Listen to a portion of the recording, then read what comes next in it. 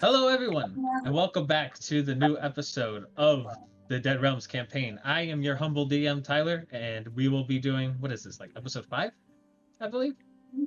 Yeah. Episode 5. We're at the 5 episode mark, and none of you guys have died yet, luckily, so which is really, really good. Really? So if you missed out last session, we almost had a total party wipe, but you guys persevered. So without further, one other thing, two things we should mention. Our druid friend Baron, aka Spencer, will not be here with us tonight. He's working tonight, but he will be back here next week to fulfill his role as the humble druid. Other than that, we have finally found information for Sirius's commission for his character portrait. Um, Sorry if I butchered the name, but for Sirius's artist for his character, you could contact him at what's this smoothsafar 1859 at gmail.com. That is SMUVAFFAR at 1859 at gmail.com. You can also find him on Instagram on Musfar Seated. I think that's what it says, Musfar Seated, I believe. Again, MUZAFFARSEDED on Instagram, and you can also find him on Facebook at facebook.com/Musafarism, MUZAFFARISM on that. Also, special shout out to Lady K Does Art for, again, the amazing logo and the amazing background that you guys are seeing on stream. And also, shout outs to the Pocket Dimension Discord, which basically all these players came from the Pocket Dimension. If you guys are interested in joining us for the Dead Realms campaign, you gotta join the Discord. The link is underneath the description of the Twitch stream. Click on that, join that, see if you can enter the Dead Realms campaign. I got some open spots if you guys are interested. If you can't enter my spots, don't worry about it. That the Pocket Dimension is a big community of not just D&D, but also Pathfinder, and hopefully get a Call of Cthulhu game running, and just a lot of great individuals that you can interact with it. So again, that's the Pocket Dimension that you could join if you want to join on this campaign or other D&D campaigns. So, gentlemen, if you would like to reintroduce yourself to the viewers for our players tonight, starting with Bob. Hello, my name's Bob. I'm playing Ichabod Iron Eyes, half-elf fighter. All right, Kanye. Hello. I go by Kanye, but you can call me Nick as well. And I am playing Banthor Ulcres, the half-elven grave cleric of Anubis. Also, semi-healer of the party. All right, Mike. Hey, my name's Mike. I'm playing Rico Tenpenny. Let's see, Artificer, Anxiety, Sufferer, Pith Helmet Aficionado. All right, and Sirius. Hi, I'm Sirius. I'm playing Axius, a barbarian fighter multiclass. All right, so without further ado, let's continue where we left off into the Dead Realm. Let me just change the music here real fast. We've been chilling with this music pre-game, so we're just going to change it to the next one. Should be percentage next. What's in the shrub? Well, we are about to find out. In the box. I'm trying to get used to this new command. There we go. Now there should be some Viking music playing. All right. Last time we left off, there was a big combat in the basement of this mansion.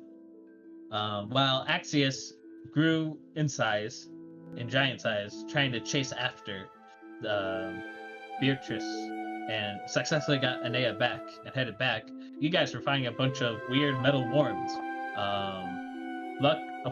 Unfortunately, due to a long combat, majority of the party went down, with Axius being the last one standing. So all of you guys suffered pretty heavily, all of you falling unconscious and not waking up until 4 hours in-game. And then you guys rested for a bit, watched over a couple of, basically took a long rest. You guys then, try to recall everything. You guys then long rested, keeping a lookout all times. Some nights passed you by, but hopefully luckily none of them saw you. You guys then started to travel north trying to get to Riverton as you guys are heading west for your personal reasons. And you think Riverton's the next place to go to because Ichabod came from a community from there before the apocalypse happened. So that in hopes of finding some supplies and other such things, you guys started to head west. You guys then decided that the bridge that would usually take to Tilverton was unfortunately destroyed, and you guys were initially wanting to grow giant size and leap over it, but through party discussion, you guys decided to head up north up to the road. At this time, it's about 1 o'clock in the morning, and you guys are making your way up the road in between the Thunder Peaks and the Dale Forests to your guys' right. And we left off with something appearing from the bush. Something I want to clarify beforehand, because it was towards the end of the last session that I forgot to mention. That's a DM mistake I'm willing to own. Is that you see the bush shrubbery coming from 10 feet away. And as this is 10 feet away, and as the bush around you guys shake, you guys stopped. And you guys see a large, basically a large shape coming out from the forests. I think everyone has dark vision but Rico, if I'm correct. Is that correct? Yes. Oh no. Yeah. All right. So, for Axios, Ichabod, and I think Banther, and Baron's just sleeping because he's an old man. You three see what seems like to be a shape of an owlbear coming out from 10 feet in front of you. It doesn't seem to notice you at this point. What would you guys like to do? It's the shape of an owlbear, but as far as right now, you guys have not. It hasn't seen you yet. So what do you guys do? Is it going for the horse? It just looks like it's looking around for stuff. It hasn't seen you guys yet. But I don't really see exactly what. You don't see it at all. So you could just see something big, but you don't know what it is though. But it's not attacking us. At the moment, no. Yeah, well, first thing I'm gonna do is just, as a tiefling, put my tail on Rico's shoulder to just calm him down before he does anything stupid. That was my Yeah. next move. Yeah, I've done this enough. And I'm just gonna wait and see, just with my pike ready. But if he Okay. can't see us, I'm just gonna kind of wait for him to pass on by. Okay. Oh my God, Rico, there's something over there. Shoot it. So, I'm gonna slowly. Did you shoot? no? Okay. What will Okay. Banthor do in this situation? Then we just bought internet, so I'm using my data on my phone. No. Oh no, that's not good. So I'm not going to be using my laptop other than for my character. That's fine. And I won't be able to interact with chat. That is fine. What would you like to do? It seems like to be a big owl bear approaching from the shrubbery. Like all there? An owl bear, yes. Here? What was that? I'm just checking my inventory real quick. All right, that's fine. Then we check the horse's passive stealth check. Horse stats for D&D 5e. This would be a draft horse, considering.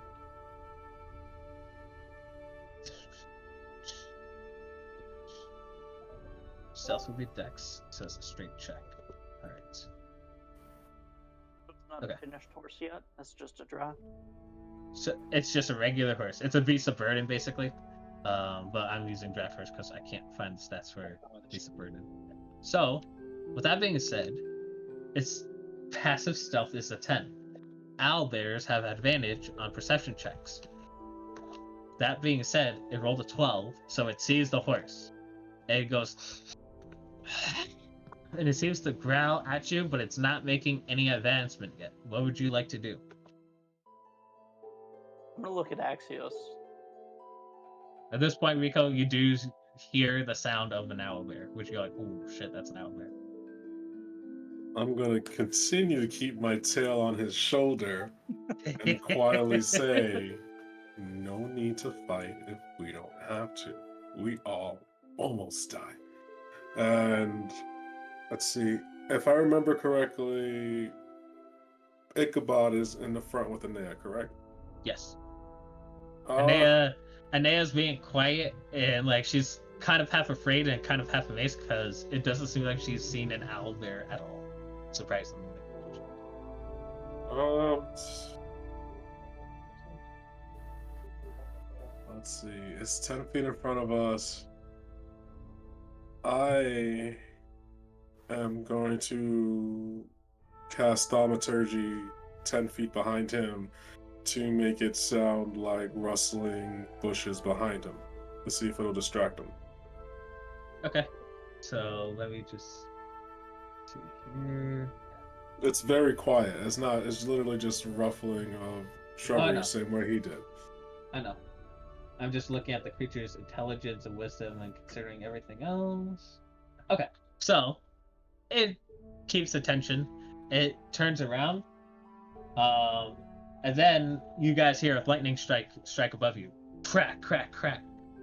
And as it does, it's actually scared of the actual thunder crack, so it will just like basically run away from the thunder. And it starts to crank it up a bit more. Usually for thunderstorms, it's usually once in a while, and it's usually a little bit farther away. This one's relatively like way above you guys, kind of high on the mountains, hence the name Thunder Peaks. But it seems to do it like crack, crack, crack. But there's little to no rain. But the owlbear ran away. The owlbear ran away because of the sound of the thunder. Because again, they have high perceptions, and they can hear a little bit more better than an average person or animal, for that fact. That's fair, as long as they ran away. Can we just, if we continue going north, we not running the same direction the owlbear is, right? Nope, it just goes back to where it once was. We keep going north, same way we planned. All right. Ichabod, you know this area a little bit more than your fellow comrades. I would like you to make a history check.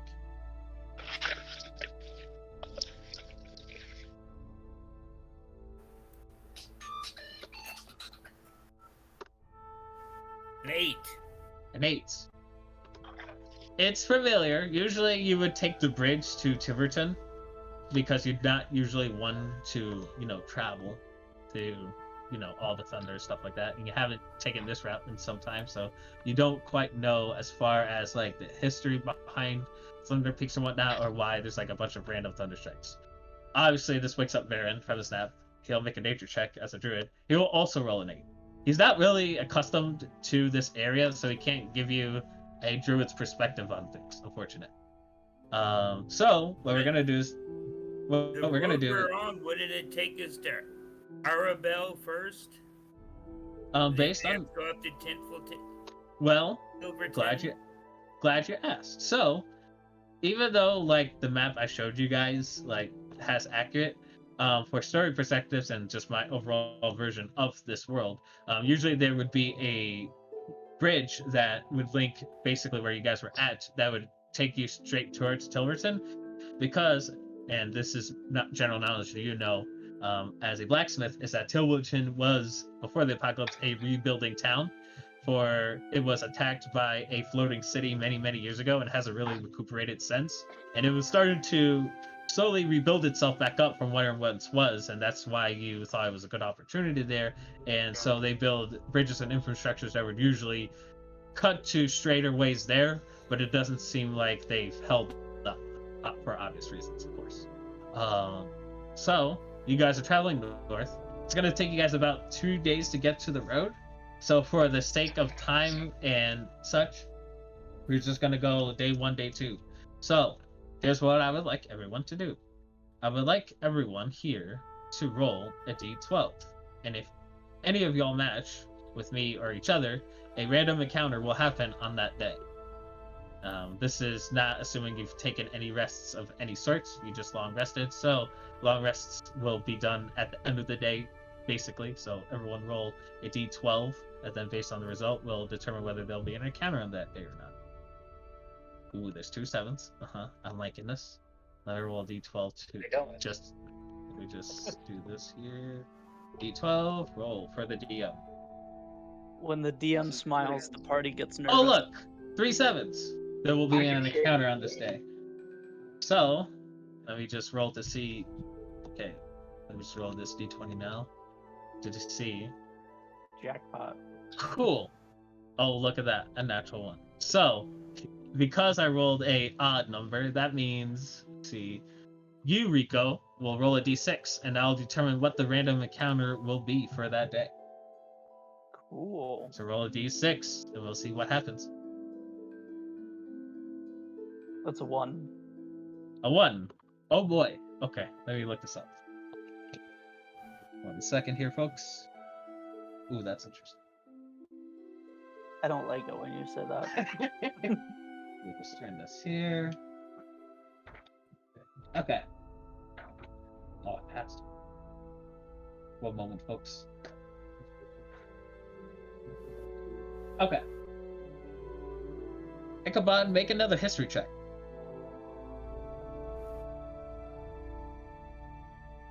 Can I help in any way? If you were inhabitant of this area, I would allow you to make the check, but you are not local, unfortunately. A 9. Okay, that is insufficient. You do not know what else usually lies beyond this, as you just use the roads as travel. So, what happens is that on your way north, you see that there is a blockade of sorts, and you hear a bunch of noise going on in the distance. And it seems like to be a small barricade / war camp kind of deal that is blocking in between your area. And you can see it is heavily guarded by a bunch of green orcs. And what time is it? I would say this is roughly around morning time. So about, let's just say 10 a.m. So you got a bunch of green orcs just talking in their orcish language. Does anyone speak orcish? I do. You do? Oh, great. You hear in the distance with your ears a bunch of conversations telling like, oh, yeah, you know, we got so much supplies off that one dude. Oh, look, there's a group coming. Come on. And it seems like they're preparing your guys' arrival. And you guys are about 15 feet away from them as you're getting closer and closer. What do you guys do?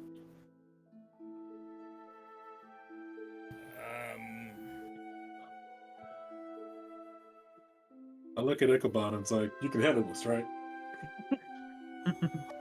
Sure, why not? You're the only one who can speak to them, so you can handle this. We'll follow your lead. I'll walk up a little quicker in front of the group. Okay. At this point, okay. Is anyone going I take with up the rear. No, I take up the rear. I'm like the last. Okay. Yeah. Okay. And A's like, who are these guys? What are these guys? Stay close. Okay. She will stay close. Baron being like very hurt during the last section will rest, of course, in the cart, taking his nap. So you approach the blockade of orcs, and as you could tell, it seems like pre-apocalypse, the apocalypse, surprisingly, you guys don't think they got hit as hard as you guys thought they would. They usually would be a little bit more secluded, but it seems like they're a little bit more lax as far as their spreadness and as far as like their civilized in comparison, since most of the humans are dead and the only thing out in the world is zombies as the main population. So they approach and they form a blockade, and you can tell like this is kind of like a makeshift like passageway / barrack / orc type, and they are wearing your regular orcish gear, you know, hide armor with orcish weapons, and you can see that they got these 2 towers obviously blocking the road. One is, and it seems like both of the watchtowers have crossbows aiming at your guys' group as you guys are approaching. And there is How tall are the towers? Huh? How tall are the towers? 10 feet. Got it. So so there are 10 feet, but they got crossbows aiming at your guys' general group, and there is 8 orcs at the front gate. And then there's one that seems to be appearing behind them that approaches you guys, wearing a little bit more better armor in comparison to the rest of the group. And they approach you, Ichabod, and he says, "Hello there. You do understand, right?" As his tusks are in the way of his mouth, of course. Sure, I understand. I've had dealings with orcs before. Ah, good. Then you must know how this works, yes. Kind of, but why don't we explain it to the rest of the party? Well, it's quite simple, mate. Here's what's going to happen. Clearly, you want to get past us. Obviously, you don't want to fight us. We're quite outnumbered you as far as manpower. And we got a bunch more orcs in the back there. And he gestures his thumb to the back with the gates blocking. He says, "We don't need to have a scuffle, right? We don't Can I need do to an have inside check? I don't know if he's bluffing or not. Sure, you can make an You inside speak check. Orcish? Well, He he's pointed speaking to to the you guys in, back. he's speaking to Oh. you guys in common at this point Oh, okay. because they can understand common. But you can make an insight check on him. While he Ooh, that's a continues. nat 20. Okay, give me a sec. I finish his dialogue. He says, "I got a lot more men in the back, and obviously those dead things are walking about, making some noise. We'll be protected, not so much yourselves. So how about this? You give us a little something from each of you, and we'll let you pass. No problems." With your insight check, you could tell that he is serious as far as like demands, as far as the number of bodies in the back. You get the feeling he might have a few, but not as big as you think. So he might be over exaggerating just a bit with his insight. And Got he it. says to you, Ichabod, "So what do you say, mate? Each of you give us a little something, something, and we'll let you pass by. No problems, no nothing. Don't need to spill any blood on the ground now." What's something? I have nothing but Supplies, weapons, food, something that'll help us orc people. all I got is my blacksmith tools.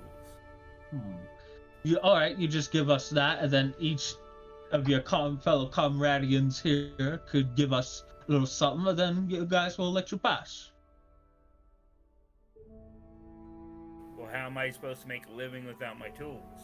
Now, if you want I'm me to sure you can work find on- some more tools here, yeah? As far as you can get past, yeah? Did I hand him 50 gold with that? Do you hand them the 50 gold? You got 50 gold? Yeah, my starting class is fighter, so I had 100, but I didn't have to buy armor, so...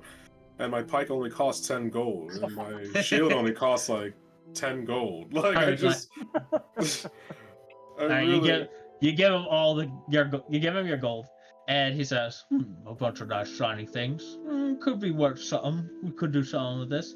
All right, so that's it for you." He takes the gold, he pockets it. He's like, And "Could then be I worth say- something." And then I say, that's for me and the girl. That's... You got a little girl. Where's the girl then? Linnea? Linnea's right here. I told her to stay close. What are you talking about? Oh, I didn't see quite the little one. Man, your perception is just... Ugh. Well, it's early in the morning there, mate. I'm just adjusting my eyes, you know? Mhm. Is that So what- good enough? Does that suffice? You just woke up. Yes, that'll suffice from you, devil boy and little girl. And what about the rest of you? He looks at... you got Banthor and Rico. Are you guys out in the open or no? Yeah, I'm probably back with Axios. Okay. How about you, I will little let- halfling man? What do you want? Well, if you give me some time, I'll brew you up some ale. How about that? Make a persuasion booze? check. It has to Make a be with persuasion check advantage. on They that. haven't had an ale in a while. Just a regular persuasion check. You don't know what works into, so. Big money, big money. See Ah, how well you do. 17. 17? Yeah. Okay. He says, "You got the tools. Yeah. How long do you think it'll take for you to brew a new batch there, little man?" Give me about an hour. All right, we could definitely do that. You will have to come with us before we let your friends pass, of course. But as soon as I get some from your little friend over there, and he points at you, Banthor, and whoever's in your cart right there, then we can proceed of you making some nice ale, yes?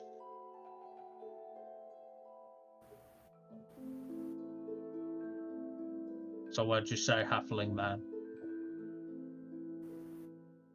Okay. How about I make you 2 batches? One for my friend Banthor, and one for myself.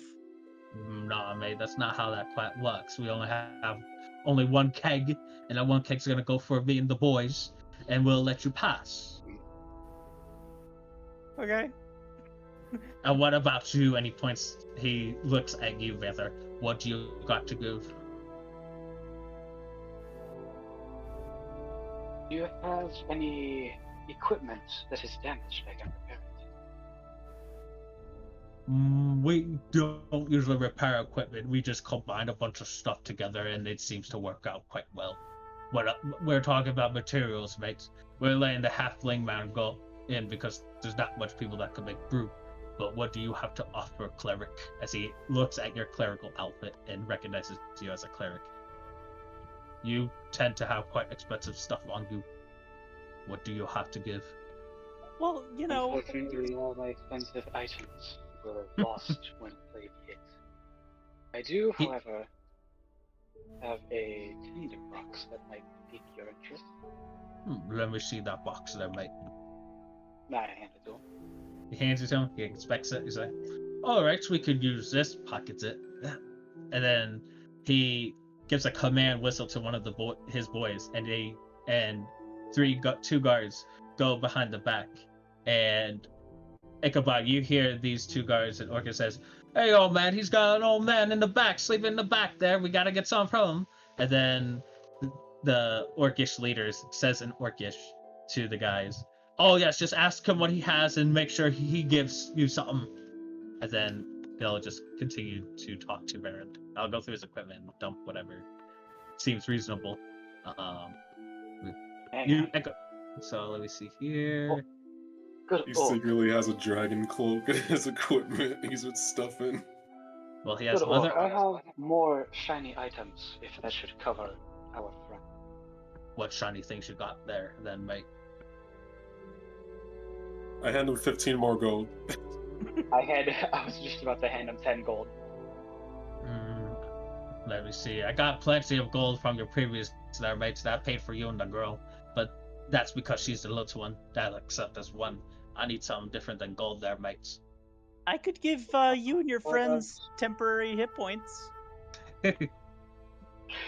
About 3 silver. Mhm. That's all I've got. Make a persuasion check. That's worth more than 15 gold. Wow. Roll with advantage, but the DC is kind of high. So, see how well you do. Let me look at the log. Persuasion? Persuasion, yes. Let's see here. See how good you do. Really? That's cocked. You haven't. Listen, replay what the result rolls. You have advantage because Rico's helping you out here. So roll again. See if you do better. Okay. 15's not bad. He's like, let me inspect those silver pieces, mate. No, not the silver. Oh. Takes the silver. He looks at it. As far as coinage goes, how do you usually handle your gold? Do you just keep it safe? Do you not care whether it's dirty or not? When it comes to silver, Yep. especially nowadays, I would keep it polished. So he looks at the shiny thing, he's like, could be used as necklace. He pockets it in his shirt. He's like, all right, here's how we're gonna do this here, right? That will be basically cover for you and your comrade in the van. So here's what's gonna happen. We're gonna take your little halfling friend. You guys are just gonna chill out here for a moment. He's gonna brew us a batch, and then once he finishes with the batch, we'll let you pass. So we'll be back with your little halfling friend in an hour. And if all goes well, we'll let you pass, and you may continue on with your day. Might I go with you? My friend here needs an extra set of hands that are accustomed True. to the equipment. My brewer's Uh, assistant. All right. Let's see here. I would say make a persuasion check. Because you're not intentionally lying here, quote unquote. So just make a persuasion check. Oh, nope, that's not gonna do it. All right. Well, am I helping? How are you helping him? By explaining why I need a brewer's assistant. Sure, make a check with advantage, see if they do better. You know, stuff's very heavy. 14. He'll make an insight check. Because he recognizes you as a cleric and he doubts that cleric is a brewer's assistant. I got Oh, little wow. arms, man. 9. But he Let's doesn't see. know about my my variant Oh. backstory and my friend George. He can't seem to quite connect the dots together, so he's like, alright then, here's how we're gonna handle this. You two are gonna go in together. We're gonna strip you of your weapons and other such things. You know, for I will leave security it reasons, of here. course. What was that? I shall leave Say my it. weapons here. They will be Alright. with my friend, and I will be with you. Far enough away for me to drop them. Yeah, I'll give Usually- Axios my crossbow. Perfect. So- I'll take it. So you give your comrades your weapons. He's like, and just for a little insurance there, man, I'm gonna have a couple of my boys keep a closer eye on you, just in case you try to pull anything. Alright, Yep. you two, you're coming with me. He snaps his fingers, and there's 2 orc warriors holding spears that go on the sides of both Rico and Banthor, and basically escort you in through the doors. The gate opens just a bit, enough for you to enter. As Rico and Banthor enter, it is immediately shut closed. Seems like they are running a tight security kind of deal. And the leader will go with Rico and Banthor, of course. And then one of the orcs will say to you, is like, alright then, we're just gonna wait here for an hour. So don't try anything rash. Hopefully this will go by smoothly as possible. And we'll let you through. How many was left outside? So there was a total of 8 plus the war chief. So 1, 2, 3, 4. So there is 4 basically out there with you. Plus With the 2 one crossbows up top.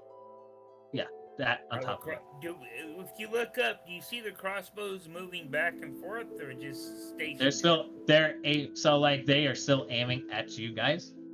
Can we actually see someone aiming them, or are they just? Oh yeah, you see someone aiming at them for sure. Okay. Yeah, I'm That gonna is take kind- Anea back into the wagon. Sure. They're basically half cover at this point if we want to go with mechanical.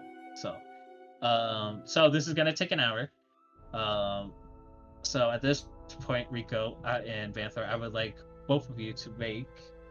I'll let you know. And you have brewer supplies, right? Yeah. Okay. Actually, I'm gonna have Banthor carry the supplies from the Oh yeah, wagon. So and I did doff my backpack, my shield, and mace. Okay. That should be enough. Give and take to carry the brewer's supplies quite easily. okay. So my main players, I'm just looking, and Xanathor's guy. So Ichabod, Axios, what are you two doing with? You got an hour to spare, basically. Yeah. So if you guys want to talk to the orcs or want to have a discussion amongst yourselves, you can do that. No, so at the end of the last session, Rico said he gave us some, what was it, wood or stone totems? Or, Oh yeah, that make a sound or smell based Yeah, on what you like. was it made out of stone or wood? It was a little stone. Stone. I am going to... Just kill him. Kill him now. No, I'm just literally just gonna just pretty much flick the stone up in the air while sitting with Anea, just waiting for an hour. If it was made out of wood, I was gonna like start carving, but I can't carve stone with daggers. Can't you produce fire? Burn down the towers. It's cool. I am just sitting and waiting, just Wood laying relaxing with my feet on top of Aaron, who's still sleeping somehow.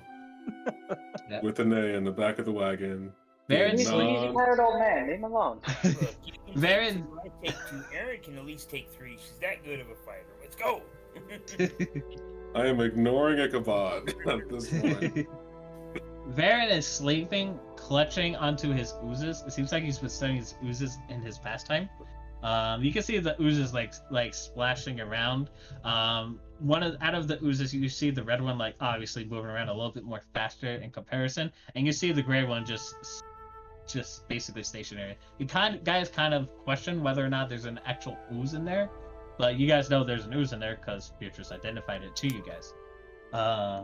Meanwhile, back in the orc barricade, you get to the quote-unquote inn, which is really just a small hut that is very cramped for you guys, and there's a bunch of orcs that are slowly gathering because they were promised a one batch of ale given by the halfling. So the leader goes to you guys and says, "All right, my men have been aching for some ale for quite some time, so you better not mess this up. You mess this up, we're gonna take you and your friends, and we're gonna have you for dinner later on tonight. Do I make myself clear?" I don't really deal well with pressure. Well, Yes, looks I like you're gonna operate start today, and he intimidating. gives you a big shove into the tent. So, Intimidating And- my friend will do. I am afraid. all right. So, I looked at Xanathar's guide. It doesn't give quite what kind of specific check you would need to create basically ale. So, how I'm gonna rule it is that we're gonna basically do a best 2 out of 3 checks for creating ale. And since you have brewer supplies, you are proficient with them, so you can add your proficiency bonus to the check. And on top of that, since Banthor's helping you out, Rico, you will get advantage on these checks. We So the checks are going to be based off of you. So let me just refer to skills real quick. I would say making ale is basically what kind of I would say it's more like Intelligence. Yeah. Okay, so I would say Checking this out would be what works together.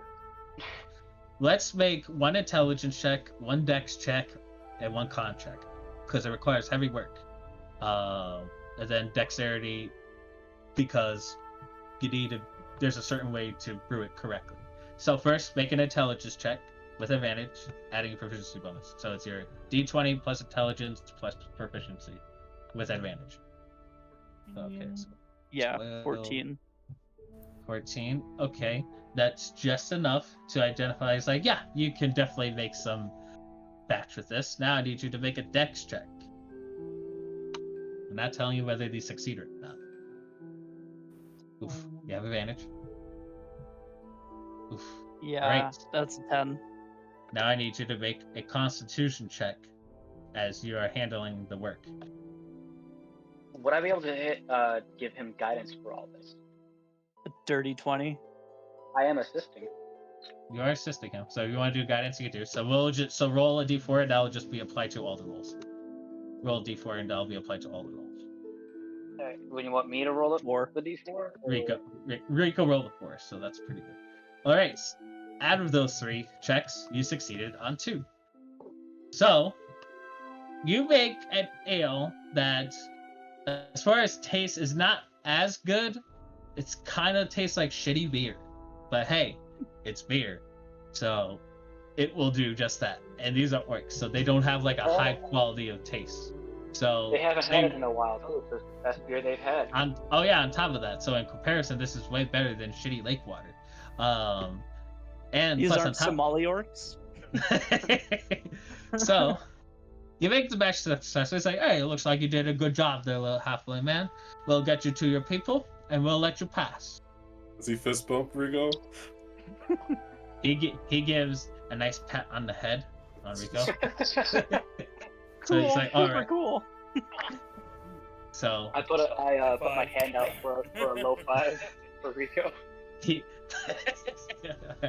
so you guys come back together He's like, all right, it seems like your fellow halfling man did us a good service. Gave my men a good time. We'll let you pass. Enjoy the rest of your day, and good luck out there. And you guys went past through the barricade. And that is your one encounter for that day. Good job, guys. Nice. Next, I would say that went off without a hitch. it went off without a hitch. Yeah, Luckily. no thanks. Yeah, Ichabod's like, come on, let's fight. I'm like, no. All right, so you guys basically get an equivalent of a long rest. I'm not going to make you do shift checks or whatnot because we're not going to waste much time on those. So you guys get a quote-unquote long rest, and Level up? you don't level up, no. You guys gain half your hit dice, half your spell slots back, and whatever class abilities if you had any. And if you want to use those hit dice right now, feel free to do so. Oh wait, I'm no longer exhausted. Yep, that is true. You are no longer exhausted, and neither is Varen.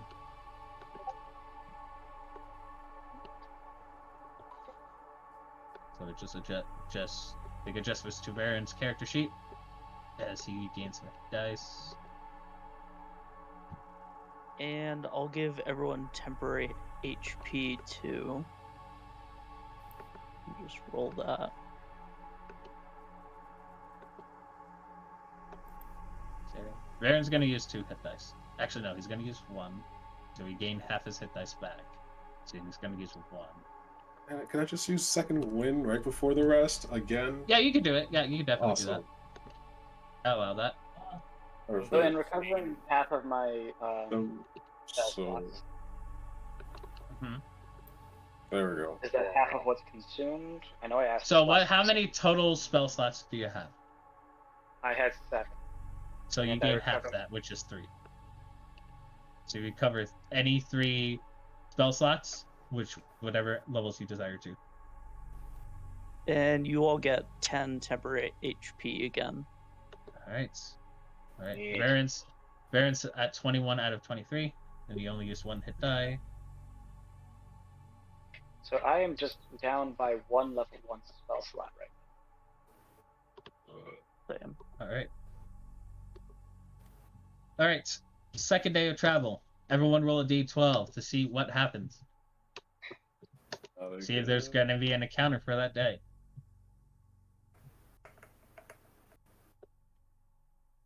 Okay. So that's a d12. So that's a 12, an 8, a 1. Let me reroll. So far, no duplicates. It's pretty good. So let me roll d12, see if there's any duplicates. If not, you guys get a free day. Okay, there we go. 9. Yes. So nothing bad happens on this day. So that's a second day's worth of travel. Successful. You guys get basically another long rest's worth. You can use any abilities to recover hit points or whatnot. And for the viewers, this is just a speed up travel because all day traveling takes way too long. And we're just kind of fast forwarding here a bit for everyone's sake. You guys do have time in between those days. If you guys want to have your own conversations or whatnot, whether feel free to have conversations. As obviously being very silent kind of questions the mind a bit. So what do you guys usually talk about amongst those days of travel? We're still traveling along the forest, right? Yeah, you're in between the Thunder Peaks and the forest. Make your way north to the road.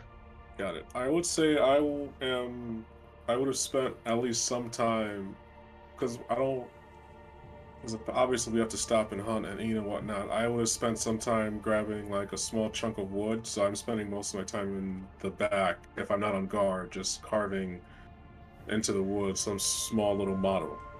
Yeah, you can usually do that. Wood is more accessible everywhere, and you spend your days carving. What do you carve? That's not to be revealed yet. Okay. Secrecy. It's if I make it that long. Yeah. If you make it that long, that's fair. What is Do you want everyone me else to- doing? Do you want me to infuse it with anything? No. This is Okay. strictly a skill.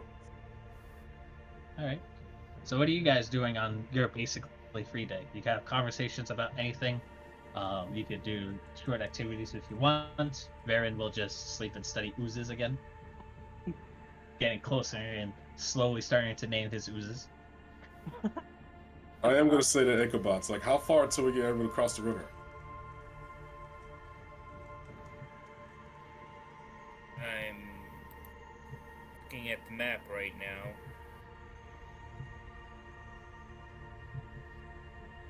We're in the Helican Forest, right? Let me just click up here. You click on the new map I put up, right? I'm actually looking at the one you put up when we first Before? started. Okay. So this big map here. The lore maps. Okay, so let me just see. I'm assuming the interactive map? Or the big map? I zeroed in on the area where we're at. Oh, okay, so you're on the interactive map. So let me just click on that. So let me just click this, because I had the other map up on my own thing. Oh. So let me just click on the other. It's no big deal, it's fine. So let me just click on this right here. Scroll into Discord. Rico, Banther, you guys have time to talk amongst each other. What do you talk about? As you guys are close friends and stuff. Hey, Banthor, you want to make another batch of ale? What's this one? Yes, let's do it, friend. It should be a nice treat for the party. I'm assuming we have to stop for this to happen, correct? Oh, absolutely. Okay. Oh yeah, for sure. And you guys have a free day, so it's not like. While they're doing that, I'm just going to train Ine in more fighting skills. Sure. Make a. Just because training Aeneas requires a skill here. No, I taught her how to fight dirty. Oh, I'm going yeah. to teach you how to fight angry. Angry? Okay. So Wait, make a no general. face. Make a charisma check, adding your intimidation modifier. So it's d20 plus your charisma, and if you're proficient in intimidation, add that too. Okay. So +6 with a d20. Let's do it. Boom. So that 17 plus 6 is 23. Yeah, you teach her how to use anger in the fights, and basically, Kratos God of War is like, you must use your anger, you must control it, you must use it, kind of deals. And she seems to get quite an act for it. She does, try to get angry as like you push and shove and stuff like that. And she actually fights well angry. You could tell with enough work you could probably do more. Okay, Bill, I am now have the map. You're basically making your way up to the moon, the ride road. Basically, you are basically almost there. Within like one more day, you should make it onto the main road. You have us up at the Dalelands Forest. Yes. So you were in between the Thunder And Peaks. we're going along And- Thunder Peaks. Yep, you're going up the Thunder Peaks in Alright. between that and the forests. So you're going up there. So you're almost at the Moon Sea Ride Road. Okay. And you guys are making your way towards Tilverton. All right. That being said, Banthor and Rico, you say you want to make a batch of ale? Yeah. All right, let's do those And- checks again. So if you want to do guidance and whatnot, let's do it. Absolutely guidance. So intelligence check. These are a little bit higher because you're not Uh-huh. working with a lot of supplies. So I'm gonna roll the d4 first. okay, and that will just be applied Boys. to all checks. All right, so you'll get 4 in Hey, addition it's to a all 4 these checks. again. Yeah. So make an intelligence check with advantage. Ooh, dirty 20, Dirty 20. plus 4 plus 2. Yeah. Yep, that will definitely succeed. So now make a dex check. Making them brewskis. All right, you have advantage. 9. Oof. But I Oof. get to reroll ones. You do reroll ones. You are a halfling. See if that does any better. Nice. Dirty Nice. 20. All right. So cons check. See how much strain it puts under you. Okay, you have advantage. Oof. All right. Yeah. So Not great. usually you would get a level of exhaustion, but you guys That's are taking a still long rest, so 16 so for that'll that be. contract. Oh yeah. Oh, I forgot because of before. So, Yeah. that being said, you produce a better batch of ale. In comparison to beers, this is the better beers, basically. So it's a lot more better than Exactly the what we're calling orcs this you batch. gave. Special gear. Yep. I'm gonna So call this batch Stella Artois. Lawsuit. We're getting demonetized. not We sponsored, were but never sponsor us, guys, monetized. please. So yeah, you make this Stella. batch of ale. Isn't that how sponsorships work, though? You just say I their guess name so. and have the people pay us money. Hopefully. Yeah, but they have to agree to it first. Well, now they If have anyone to of beer choose now. companies want to reach out. Yeah, we're hit us just up. we're just licensing their name in our campaign. So you Hey, make it's your free advertising. you make your special batch of ale, and you make it for the party towards the end of the night. I refuse to drink. I put up that good old straight edge cross and was like, I don't drink. It dulls senses. Gotta stay sharp. He just chucks it. He just chucks the shit. Baron's You gotta not. make something on this. Baron will just continue to nap and not drink as much because he is an old man. So. He's hibernating. He needs to regain all of his abilities. Anea asks you, Axius, is it okay for me to drink? Sure. Do the rest of the No. party let her drink? I just look at her as like, we gotta vote this one.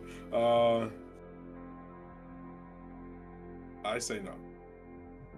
The end of the world. Come on. A little bit. Half beer. That She is, gets a very, very small glass. I'm outvoted. A small glass like a normal child would have, I guess. Teach you how to fight drunk. Now that we will not do. All right. So, from the general consensus of the party, you're gonna let her have just a little bit. She has a little bit. She immediately spits it out, as she is not quite accustomed to ale. She's like, "That tastes gross." You'll learn to love it, kid. Yeah. She doesn't like it as much. She goes back It's into an acquired taste, my dear. She goes back We will- into. She goes back into the carriage basically and just ignores all of it. So she feels a I would little like bit to pull- embarrassed too. I would like to pull everyone to the side, like just huddle up, everyone. Do quick, huddle up. Oh, you guys smell like ale. Ugh. Now, I am not drunk. See, I at a like to certain preface point, that. if you fight drunk and they punch you in the stomach just right, you just all over their shoes, and then they don't want to fight you. They walk away. Think about it. You're so drunk, you just cut Banther off. Like, just zip it. Now, we have the brewer's supplies. I can't hear Banther. The booth. Is this better? Yeah. Now, we have the brewer's supplies. If we can find enough berries, we can make juice for Anea. Now, we have the brewer's supplies. If we can find enough berries, we Ooh, can make echo. juice for Anea. Wow, I'm counting. I'm casting thaumaturgy as he's speaking to echo the conversation. Casting thaumaturgy as Seems like it seems like you guys' senses are echoing. Rob, is that your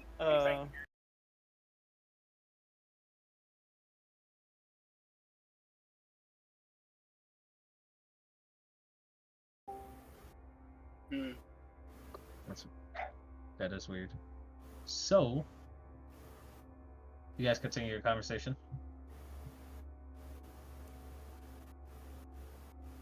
But you can hear I'm me. searching for you can- berries. I have to keep watch, so That's right. I'm out. You don't have to do it now, but if Rico and I are going to continue gathering supplies to have, on occasion, Rico,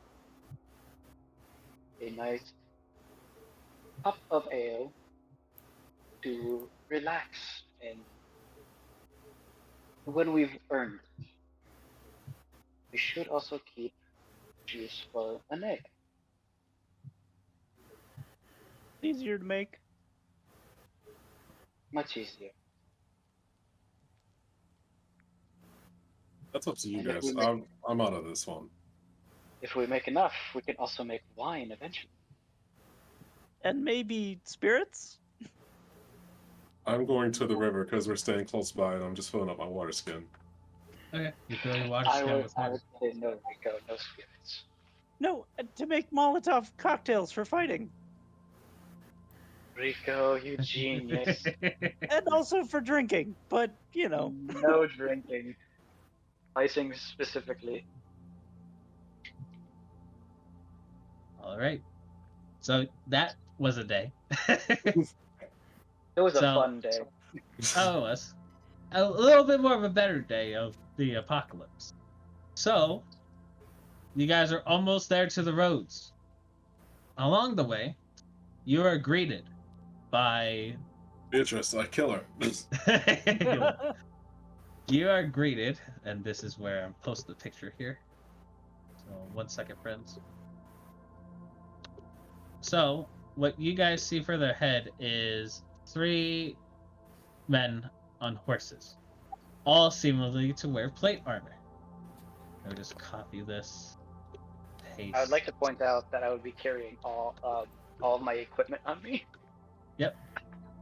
So out of these 3 guys in plate mail, 2 of them are basically generic guys in plate mail, but one of them stands out. One of them has a little bit more of a designed plate mail with red underneath it to signify basically a higher status of knights, it seems. He's carrying a long greatsword behind him and a seems like to be either a short sword or a long sword on his hip, and he's fully decked out in armor. The picture is in the Jet Realms chat in the Discord. So this is what he looks like. He has short black hair, has a mustache goatee combination. He's on a horse. And out of all of these 3 basically cavalry guys, 2 of them have a symbol. If you guys want to make a history check on the symbol, you can. Also, my tattoo looks a little different. Okay, what does it look like? It's an arrow tattooed on my trigger finger. That's okay. That's cool. That's awesome. All right. An 18 So- in history. Give me a moment 11. to actually take a look Thanks. at this. Okay. Okay. So history Yeah. checks by all. I wanted to ask, these are the nights I saw that one night? You aren't too sure. Okay. Is history? Yep. History check. Everyone So what about can attempt religion to check? make this check. No, this ain't something religious. That's a. History. I am rolling like Oof. crap tonight. I felt when I rolled them once. I'm too busy looking for berries to make juice. Oh yeah. Or a- So And I'm not native to anything. Ichabod, you instantly recognize the emblem on the shield of that being a purple dragon. You clearly recognize that these are basically Knights of Cormyr. The Knights of Cormyr are basically the elite knights and warriors of Cormyr. Basically, heroes would be only hero through their rigorous training and such. It's very hard to get the high distinction of the Cormyr Knights of Cormyr. But you know them from another name. They are also commonly referred to as the Purple Dragon Knights. But you see that's out of these 3, the one that has red underneath it doesn't seem to have any shields or any distinction of that symbol.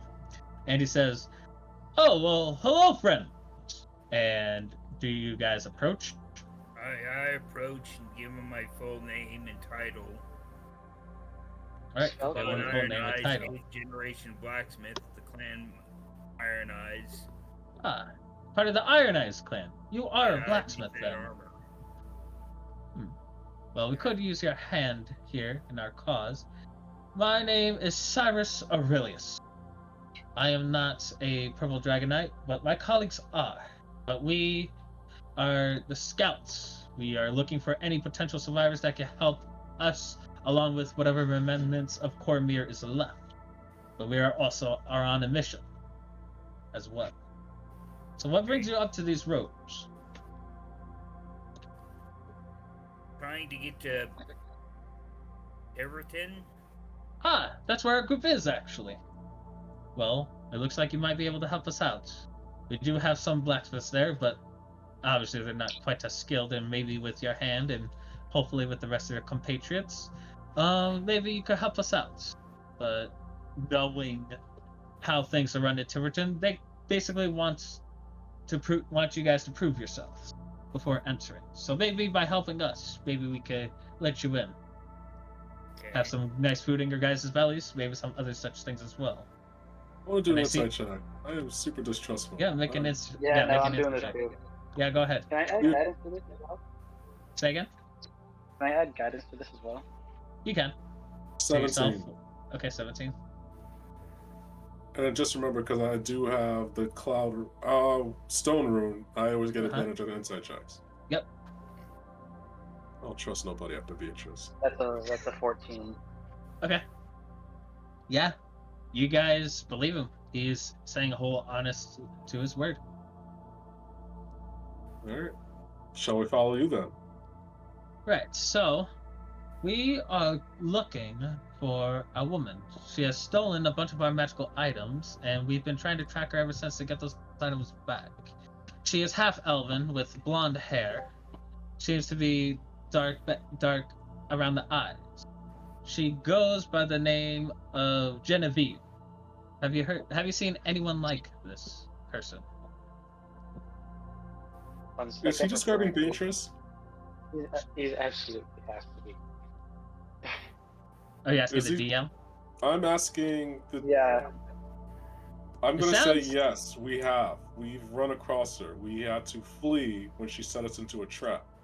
She's stolen things, and she's betrayed us. Ah, And she will then I die see. when we see her. It seems like we have more of a common enemy.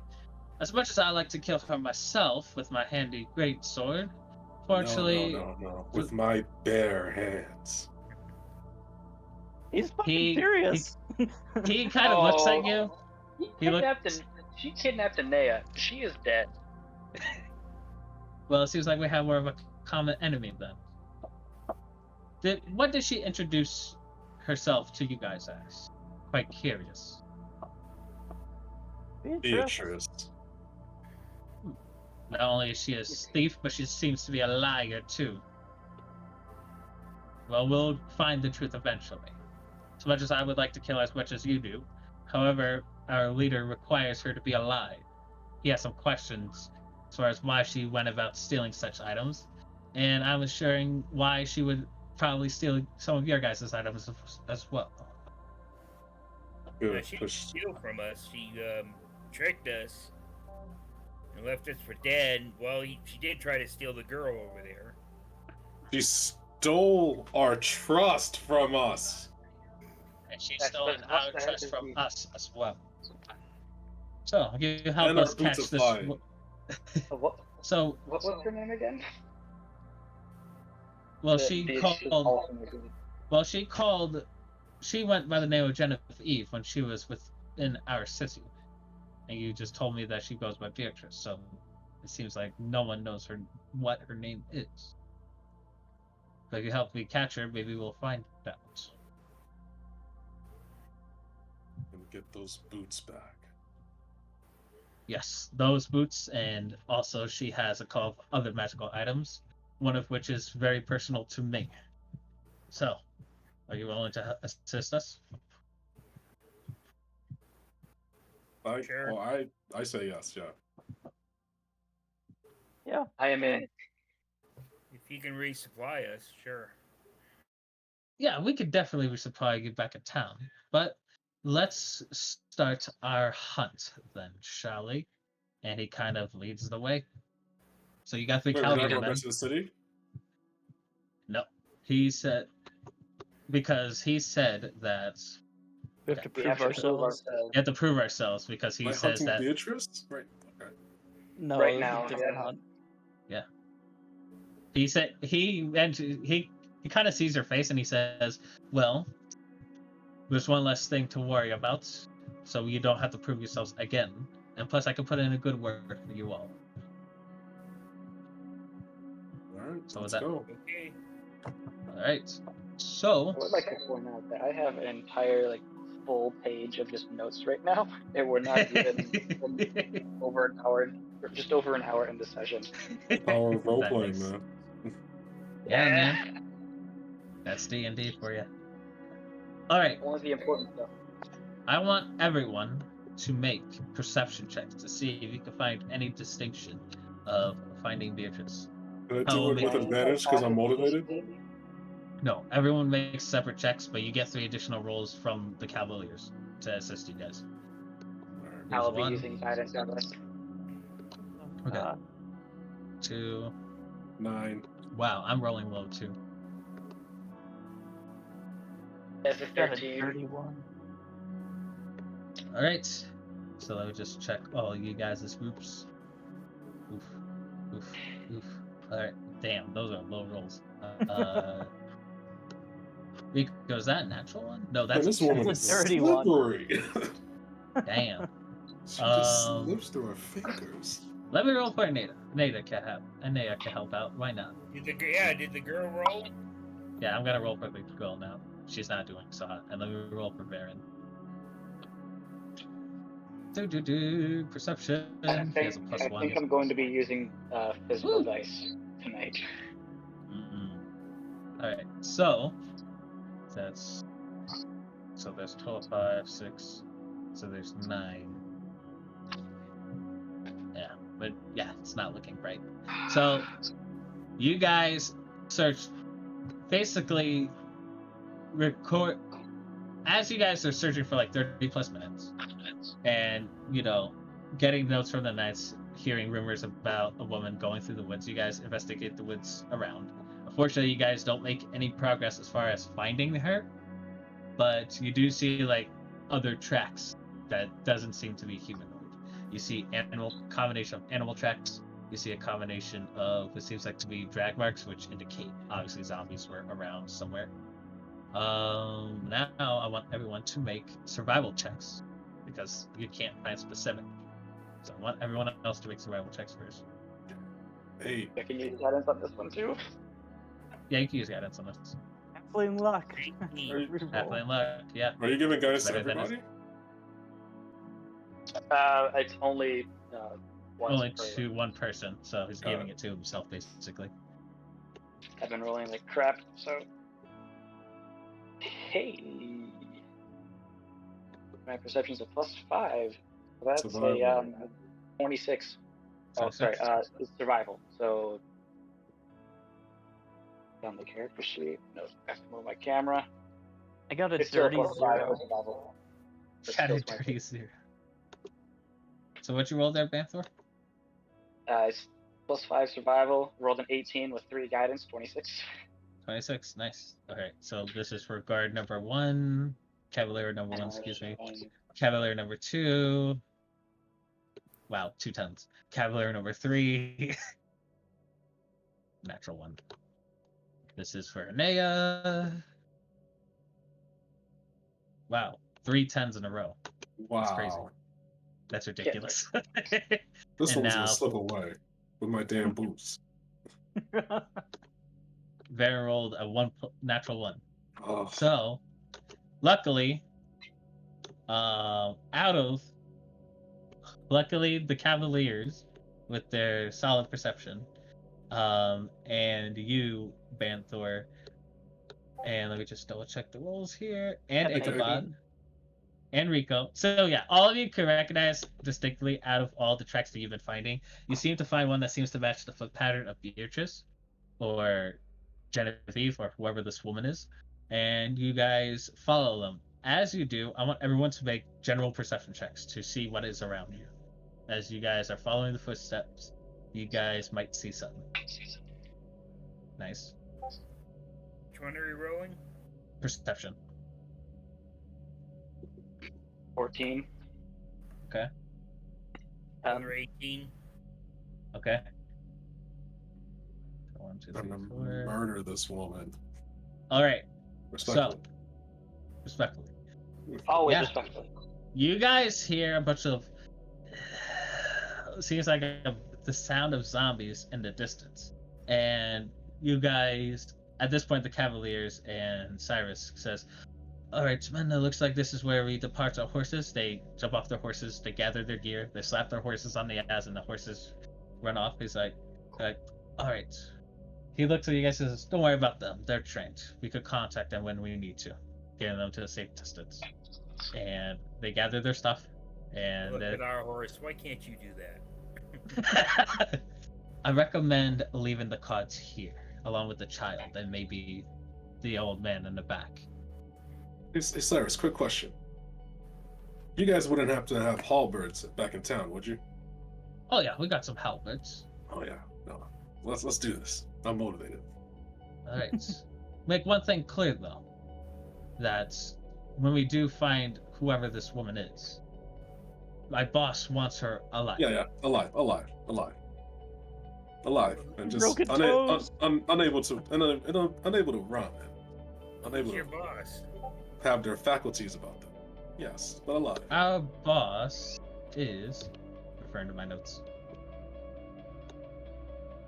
Our boss is Sir Isteval. He's one of the last nobles of Cornmere. How would you spell that? Well, I'm glad you asked, because he has a weird name. Whenever you're ready. Go for it. Sir Isteval. Isteval. Sir Isteval. And if you want, Ichabod or anyone else, you can make a history check to see who that is. 4. Never heard of him. Let's Yep, find first time you're hearing of them. Find out if I've gotten anything for this. 13. 13? 14. 14. Yeah, Rico and Axius. Axius, you were a gladiator, so the name does sound familiar. Sir Isteval, you hear some of his stories of Sir Isteval on his old glorious, he's a recognized warrior and hero, along with being a high noble. However, there's so many stories of him that you can't quite pinpoint exactly his heroics. You, Rico, on the other hand, you read about him based on your backstory, that he started out as an adventurer. He is one of the top, arguably one of the best purple dragon knights in most recent years, and he has earned his nobility through wars and through his combat prowess. And on top of that, rumor says that he's quite a charismatic leader. Heard some good things about that guy. I've heard rumors. I don't know which is fact and fiction. Well, once you meet him, you can ask all the questions you want. But right now, we got a task to do. And he says, "Men, guard this cart. We will be back here shortly. If we don't make it here in time, take the little girl and the old man in the back and head back to town." And they're like, "Sir!" And then at this point, Cyrus goes, "All right, then let's proceed."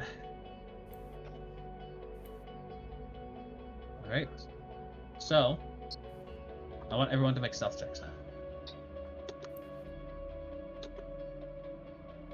I have to roll a disadvantage because of this gentleman's plate mail. 19. I'm going to guidance because I know that we're tracking. Who are you guidancing? Myself, because I can. Okay. Team 30-20. play? Not. Hold on. I closed the log by mistake. There we go. So, So let me roll the disadvantage. Who's wearing plate mail? 18. Wow, he rolled 2 18s. That's pretty crazy. With disadvantage. Alright, majority stealth. So you guys successfully Ten. stealth. So, as you guys approach, what you all recognize is that as you get closer and closer and follow the footsteps, you can see that past the shrubbery, you do see a cave. And in this cave, you can see that the tracks clearly run through there. However, there's just one big glaring problem. There is a bunch of zombies blocking this entire entrance. A horde, basically, blocking this entire entrance. But what's different about these zombies is that they are all glowing purple eyes. And unlike all the other zombies that you've encountered, with the green zombies seem to lead hordes, it seems like these groups of zombies looks like they're on some kind of guard duty. Not really moving in all directions. It seems like they're guarding this particular area. Is there like a big old boulder or like a big ass rock anywhere nearby? Well, perception check, Axis, and see if you can find Thank him. you. Let's see. Let's flip this and give him advantage. How are you assisting him in perceiving a big rock? Well, Axios is looking for a big rock. Might help you. Oh shit. Sure, roll with advantage. You made me How laugh. did you I know I think was that's looking just for a an big ass automatic- rock? Also, let me help you a little more with guidance. Alright, you can add a d4 to this. Okay. I'll roll the d4s. You roll the d4. Okay, so that's 14 plus whatever guidance is. 3. 3. that's 17. Unfortunately, you don't see like a gigantic rock to knock all these down, but you do see a few medium-sized boulders above the rock that you might be able to catch some of them off. But that is what you see. But they're above the cliff. They are above the cave. But you would have to basically get close to it or figure out some other means to topple it down. At this point, as far as distance is concerned, you are about 60 feet away from the cave, and the zombies are basically blocking halfway through. And there's a gigantic horde with at least 20, all glowing purple eyes, and blocking this area. And Cyrus goes to you and says, "Well, I've seen some of the zombies glowing green, but I have never seen any zombies glowing that kind of violet in the eyes. Yeah, but this is where the tracks lead. We gotta get through this. But how? You've encountered these kind of zombies before. Not purple eyes. Yeah, not purple, just green. All right, players. How are you gonna handle the situation? Victor, what's the range on your phone? On my what? On your firebolt. Oh, 120 feet. And guiding bolt is also 120 feet. We can get those boulders down. Certainly try. I'm gonna sneak like 20 feet east of them as I hear them plotting this. Yeah, you guys are stealth. I would just say, what is everyone's let me just look up everyone's passive perception. And what did you roll in your stealth 9. check? What did you roll in your stealth check, Sirius? 19. 19. Okay, let me just look at everyone's passive Now, perception. Steve gone. You don't Yeah, see him. none of you guys notice. So not even Cyrus. So all Notice right. what? You walk away, Sirius. So Got it. no one's seeming to notice you walk away. Cyrus will add into your guys' conversation. Says, "I'm assuming you want to knock down those rocks there." Would we correctly assume? Well, I'm much of a magic user myself. I could probably knock some of those rocks down in assistance with you guys. I was trained by a wizard along with my fighting powers. Does it seem like we could climb up there and then just push the boulder? It seems like you can, but there is the risk of the horde seeing you. Yeah, I'm not gonna do it, but somebody else might do it. So here's some of the spells that I will say as the DM, which he'll describe to you in character. So he could do Scorching Ray. He could also do Burning Hands, Magic Missile. He could also do Shocking Grasp. But as far as the situations that's going to help, he could do Scorching Ray, Magic Missile, or Burning Hands to help out with the situation. And he mentions this to you guys in character. What's the range? Oh, on just that? do Magic Missile. Yeah. That's an insta hit. Yeah.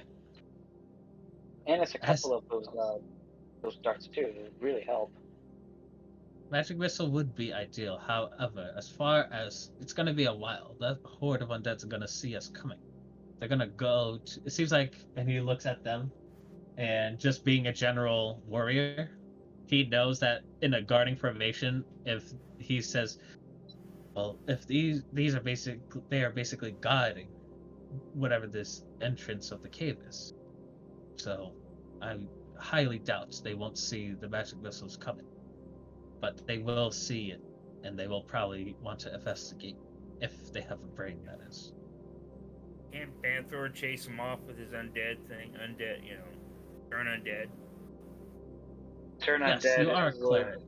most likely work. However, these are not your average undead. It may happen. If you want Banthor, you can either make a religion or a arcana check to see how you can attempt to utilize your knowledge to assist in Oh, the that's situation. there's going to be religion there. So let me just check your religion thing. I'll say Religion? guidance this is myself. This is an active check. Sure.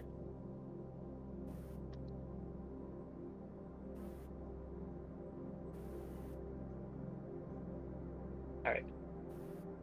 So we have a 15 plus 2 from the guidance. So that's 17. So with my religion of plus 2, that's 19. 19. Alright. And we'll come back to you in a second. Sirius. Excuse me, Exes. You sneak off 20 feet to the right. What else would you like to do while these guys are having their conversation? I'm literally just hiding in the bushes because if the zombies come towards them, I'm gonna see if enough of them do to slip past to go into the cave. Okay. So you maintain position. Yeah, but if Right. if there's not enough that come forward, then I'm gonna end up coming back to protect everyone. Alright. Stay in position. They don't seem to notice you. It seems like you haven't. Actually, I'm gonna make a perception check. See if they see you or not. God, kinda am I suck going at- to play marching band to get these things away? Well, let's find out. See how good they roll. Wow, nat 20. All right. Roll a d8 for me, Sirius. Oh, great.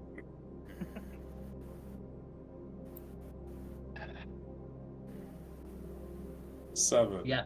7 see you, and they are slowly approaching the direction. However, they are very slow because zombies have 20 feet. They see you, and they are marching towards you. You guys notice this too. And it seriously says, it's like some of them might be. Wait, is that your tiefling friend over there? And at this point, you guys notice that Axius is leading 7 of them towards them. What would you guys like to do? So Sirius is like, all right, so what's the plan? We knock down the rocks on top and then hopefully get through, right? Yeah. Might be the So plan, it's- yes. Either that, or I do my distraction run the other way. And while they're doing that, since my movement speed is 30 and I'm faster than they are, I'm just gonna stealthily just backtrack. Yeah, make a I would stealth like check. to look at Rico and ask him, should we get help? 17.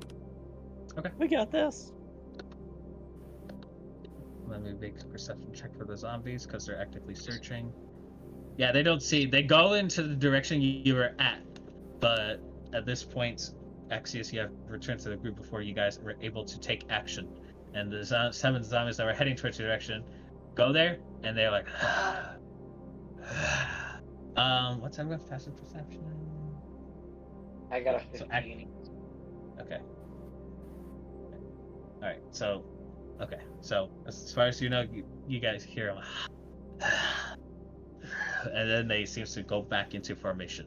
They go to the horde. I have an idea. I'm gonna take a stone that I find and bust out my tools and start tinkering with it. And the stone has this 6-second long recorded message, Mhm. and it just repeats, "I'm gonna knock you out." Oh, Mama said knock you out. Yay! Alright. All right. So make a sleight of hand check to see if you can do this quietly. Did I Nat assist him 20. Oh, nice. Nat 20. Now I want you to make a stealth check as you save this recording. So go ahead. 11. Okay. Let me see if they see you. Did I Well, assist if him they though? hear you. How are you assisting him in recording? Use thaumaturgy to keep his ass quiet, to amplify his voice to be more quieter than his Okay. role would indicate. Okay. In that case, ignore that 17. so you do so. And you just hear the recording. Mama's gonna knock you out, like on loop over and over again. What do? You got 6 seconds before a perception check has to be made.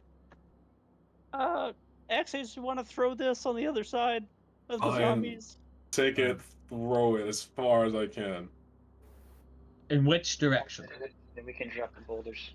I'm gonna knock you out. Towards the zombies? This Is that where you wanted, Rico? Yeah, on the other side. Lure them away. Behind those zombies. Oh, okay. Yeah, behind the zombies. Great. So towards the cave, basically. Yes. Or, like, on the other side to lure Um, them away from the cave. Away from us. Okay, so left, right, up, right. Yeah, Or towards the wherever cave. Rico directs it, that's where I'm throwing it. So All right, so behind the cave. All right, you have a strength of 13. Okay, easy enough. You throw a recorded rock. It goes towards the cave, and the cave echoes.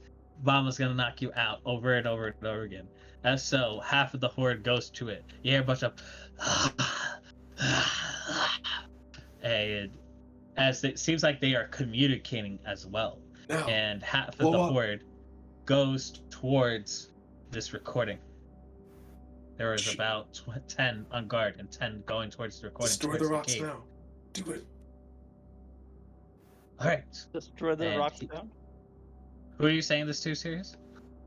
Cyrus. Cyrus, he's like, all right, let me just take his spells. He will cast Magic Missile since he has 4 level 1 spell slots at the rocks. They will auto hit. Let me roll percentile dice here to see if it was enough force to knock it. So let me roll percentile dice to see if it knocks some rocks. Percentile, I think this is the first percentile dice on stream. Hey, 95% success rate. It works. So, Magic Missile shoots. He shoots 3 of them at 3 medium-sized rocks. As they do, they tumble down, rolling down. So 2 of them roll down to the sides towards the middle, and then the one of them that's coming from the middle goes over the cave, and it's basically like bowling balls. So, let me just make a d20 roll, see how much it takes out. Okay, I'm gonna re-roll that one because that is not realistic. Okay, 3rd time's the charm because there are 3 rocks. So why not? So 1 rock takes out 1, 1 rock takes out 5, and the one in the middle takes out 8. That's not too bad. Or That's a So little out of the 20, 14 of them get crushed. And then you hear them communicate like and now they're spreading out. Seems like they have some kind of intelligence to them, as now they are further spread further apart. What do you guys do now? Are they coming into the forest? They are spreading from like the center point, kind of like outwards in a circle formation, actively searching at this point. It seems like they have some intelligence with them. So they're not in the forest yet, right? Just Not yet. You basically have 1 round to do whatever you want. So you got 6 zombies basically spreading out. alright, let's see. Banthor, Rico, Cyrus, Ichabod, There's 5 of you. myself. It's a 5v6. And you have an Eldritch Knight basically on your party. I am gonna sort of look at Surprise. Ichabod, sort of give him a little nod, and then just charge ahead with my pike to stab at the closest one. If I can get that close. Yeah, you can get close. What about everyone else? So do we get a surprise round? Oh, and I do want to no, say, this is I prep round for anything you want to do. So and I do say I am going into a rage. okay, no problem. So you run charge going No, not screaming. I just real fast and Alright. just goring him with my pike. All right. What is you 3 doing? I'm Pew going with the out crossbow. with my I sword. will All right. ready my mace. All right. Cyrus will ready his great sword, and I would like everyone to roll initiative.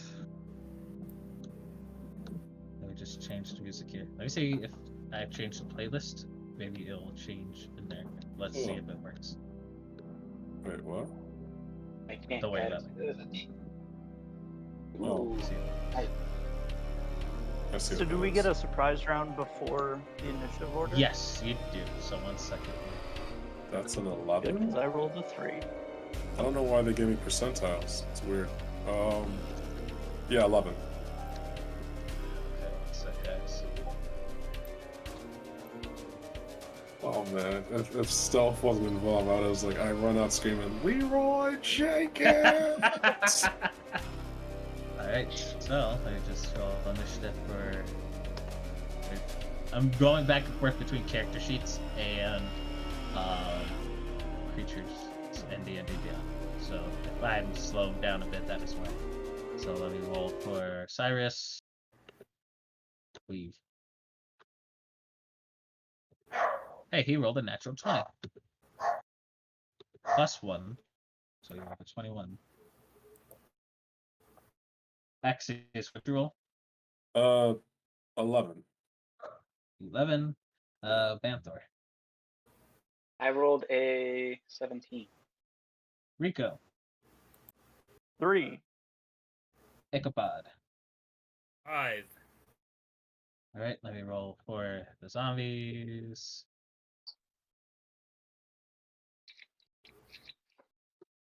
They roll fairly high. Do you guys hear the music, by the way, or no? No. It cut out for me. Oh, really? Hold on, I'll fix it in a second after I roll initiative. I turned it down. I can turn it back up. Right. So then, Maybe write it I down don't everyone's hear initiative. Alright. So let me just see if I can fix this music situation. I think now is a good time to take a quick break while I fix this music situation. So, everyone, we're gonna take a short 5-minute break. So tune in for some zombie combat with some purple-eyed zombies. So we'll be right back after this 5-minute break, guys.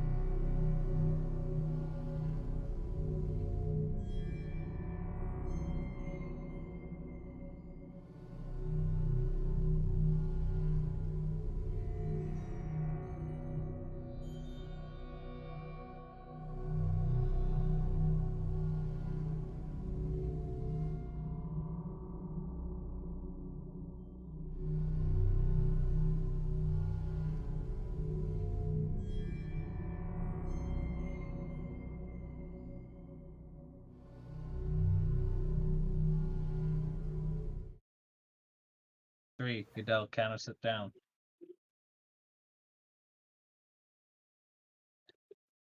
All right. So, welcome back.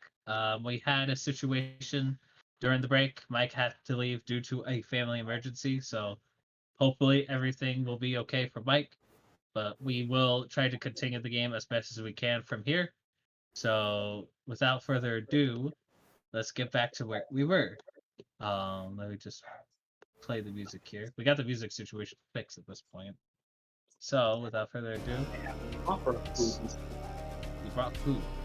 All right, so you guys get a surprise round, basically.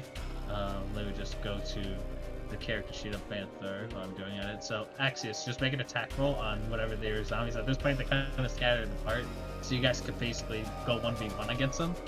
So, make one attack, Axios. You are raging, so. Yep. That's an 18. 18 will hit, roll damage. All right, give me 1 second. My computer's slowing up. There it is. Slowing up. So that's 6. 6 damage. Alright. You stab this zombie. In comparison to the other zombies, it seems like this one seems to be a little bit more sturdy than usual. And as you stab it with your pike, it is still standing. Alright. Next, Rico, take a shot with this crossbow. So this is surprise round going, so no official stuff has been happening. I'm just going to Rico's character sheet. Panther, you're just pulling out your weapons, correct? I will be actually. I gotta hit up that character sheet. I was going to start pulling out my weapons, but I will do that on the next turn. Okay. My mic is too far away, I guess. I'll actually be upcasting Bless. Okay. So it basically gives a d4 to everyone on attack rolls and saving throws, right? Yes, it's up to 3 creatures of my choice, but at higher spell slots, been using a 2nd level or higher. Target 1 additional creature for each slot above first. That is going to be. That is going to be Axios, Ichabod. Rico is also there, so is Cyrus. Rico, and I will say myself. Okay. So Cyrus there's These Yeah, knights both of have 10 knights have more experience. They should be fine. Alright, Rico rolled a 15 plus d4 to the attack roll. How long does this last? Bless last for like A very long time. Got it. So that's So 10 10. rounds. So it hits. So Rico lands 4 points of damage as a magical force attacks the zombie furthest away from the group, and it goes right through the zombie. However, the zombie still stands. Ichabod, you said you wanted to do something before initiative begins? Yeah, I'm gonna jump out and take a swing at one nearest me.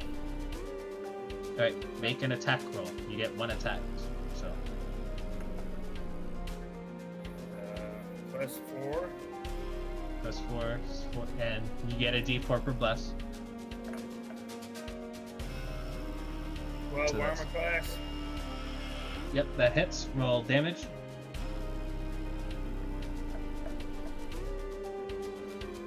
$11 points of damage.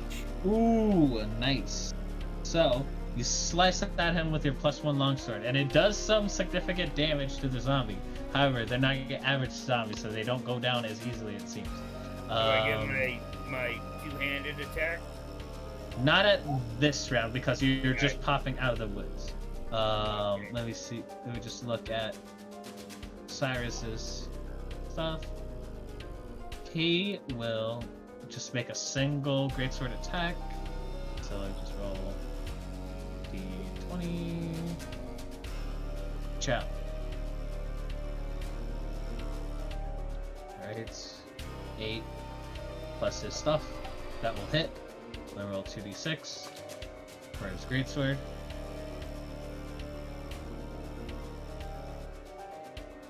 dealing 10 points of slashing damage as he cuts right to the zombie, doing the similar amount of damage to as the one you did, Ichabod.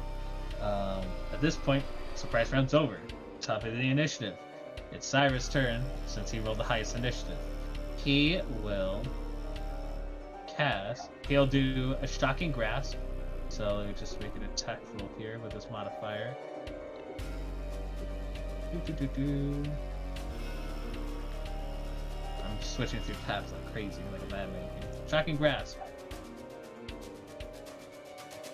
That'll definitely hit. Let's see what level spellcaster he is considered. He is considered a 7th level. That being said, shocking grasp should be.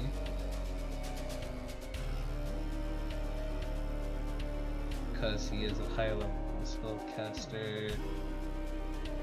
He does 2d8s worth of lightning damage.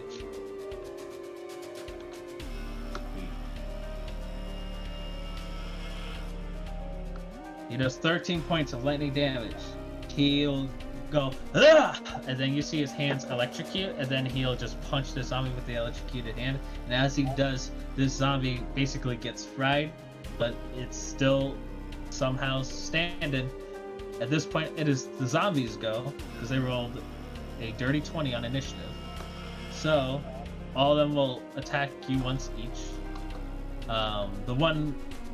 So all of them will approach you, and will each attack you once. The one furthest away, which Rico's targeting, is gonna get whoever's closer, which will not be much. So I'll just roll 1d20 to represent their rolls.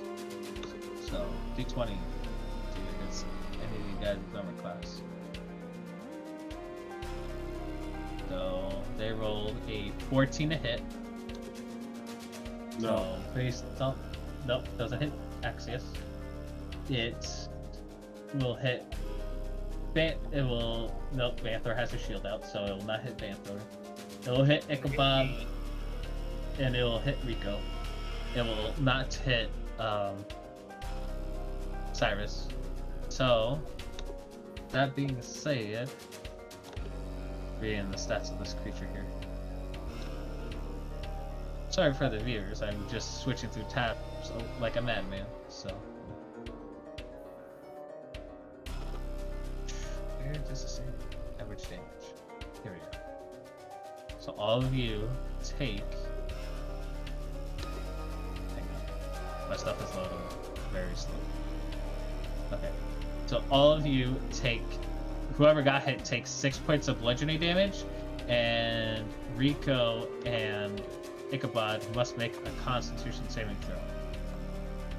Rico will make a Constitution saving throw because his Dex modifier is the same. So roll for Rico. Ichabod, you succeed. Rico, however, does not. Rico gets bitten by one of the zombie in front of him. Let me roll a d4.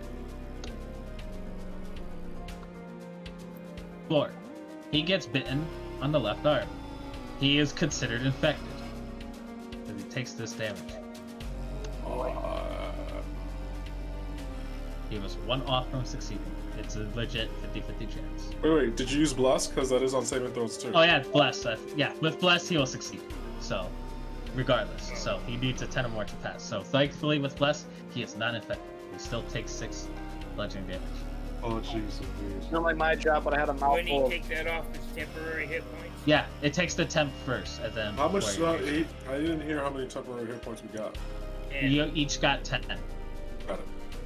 So it takes the 10 hit. And that's what the zombies are going to do. Banthor, you're up. Rico near missed a bite attack. So what would you like to do? And there's a zombie in front of each of you. Oh, wait. Before he goes, can I use my stone rune reaction, because there is a zombie within 30 feet of me, to make him do a DC 13 wisdom saving throw? 4. So unless the save succeeds, the creature is charmed by you for 1 minute. So I'm trying to charm this one to get past him. Normally, a regular zombie would be charmed. This zombie doesn't appear to be. As you try to cast your rune magic, it seems to have no effect on these glowing eyes. That's fine. I'll still use it. That's just a reaction. That's cool. Yep. So use reaction. Usually it would work based on your past experience. However, it does not in this situation. It has never happened before.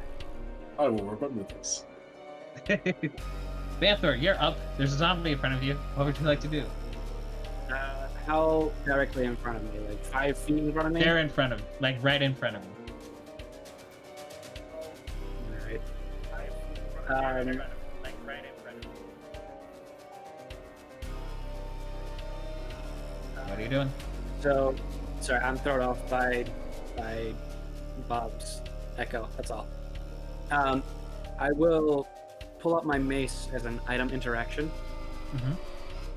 and I will, roll to hit with the mace. Hit with the mace. See if you hit.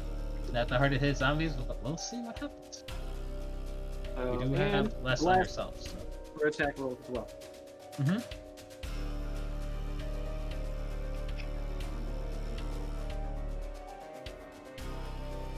I don't suppose an 11 would hit. An 11 does hit. Oh, it does. Yeah. I Not that rolled hard to damage. hit a slow zombie, so. I like to roll damage along with it just to keep things moving along quickly. And Of course. that has not been changed. That is a 6, so max damage of 7. Nice. Okay. You deal 7 damage. As you whack the zombie with the mace, it will use its reaction to brighten its eyes against you. I need you to make a dexterity saving throw as it brightens its glowing purple eyes at you.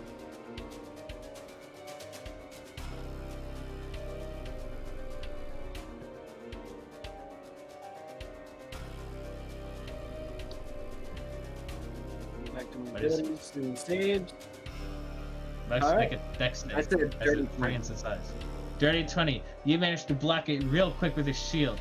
Almost. It seems like to be basically an equivalent of a flashbang in front of you. So luckily, you were not blinded. Yeah. What else are you gonna do? By the way, bonus action, movement, anything like that?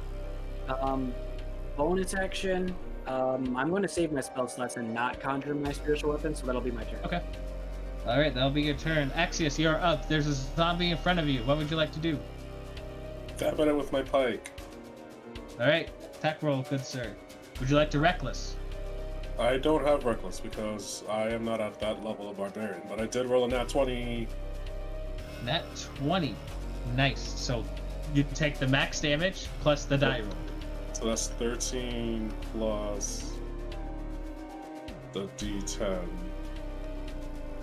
13 plus. Boom! Another 10, so that's 23 damage. How would you like to kill this zombie?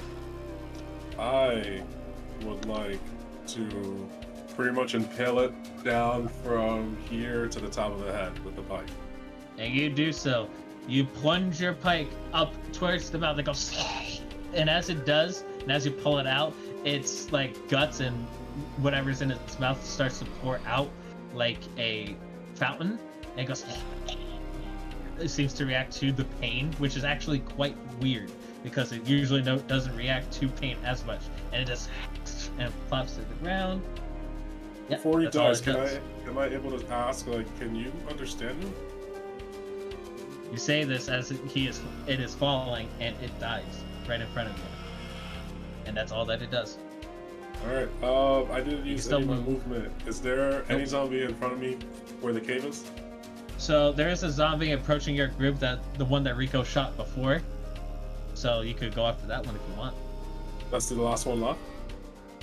That's the one that's not attacking anyone. Everyone else has a zombie in front of them, but they seem to got it pretty handled. So.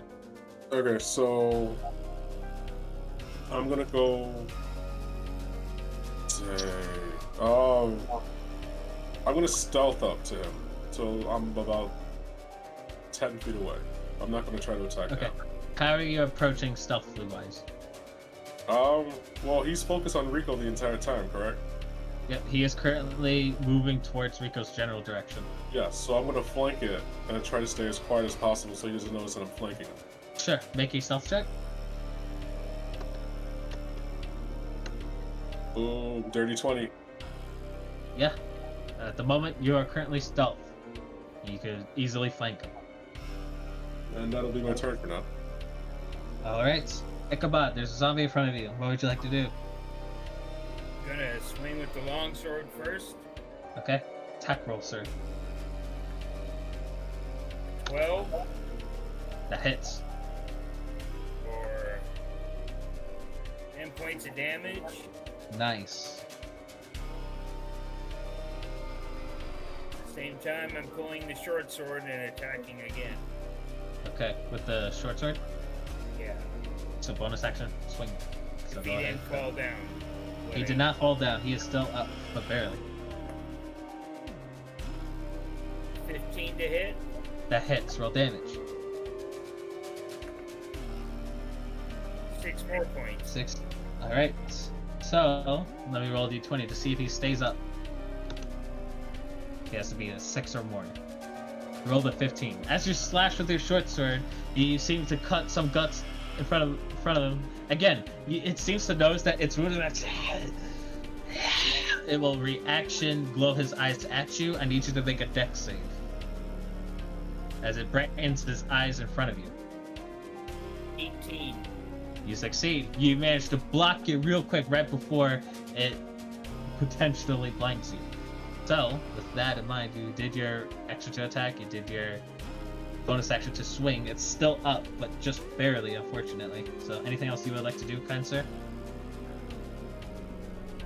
I try to move around behind him. Yep, you Always try easily. to stay behind him. Yep, you circle around him within 5 feet. So this doesn't Yeah. provoke opportunity But attacks. yeah, or no anything like quote with opportunity, but I'm trying to stay behind him to stay out of the eyes. that. Sure, no problem. You do so. It's Rico's turn. Let me look through his character sheet. Doo-doo-doo. He has the temp cannon inactive, so he can't really use any cannons right now. Let me check his spells.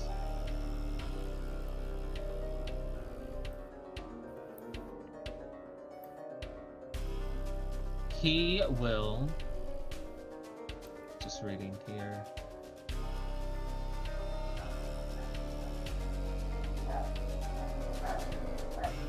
What is this spell?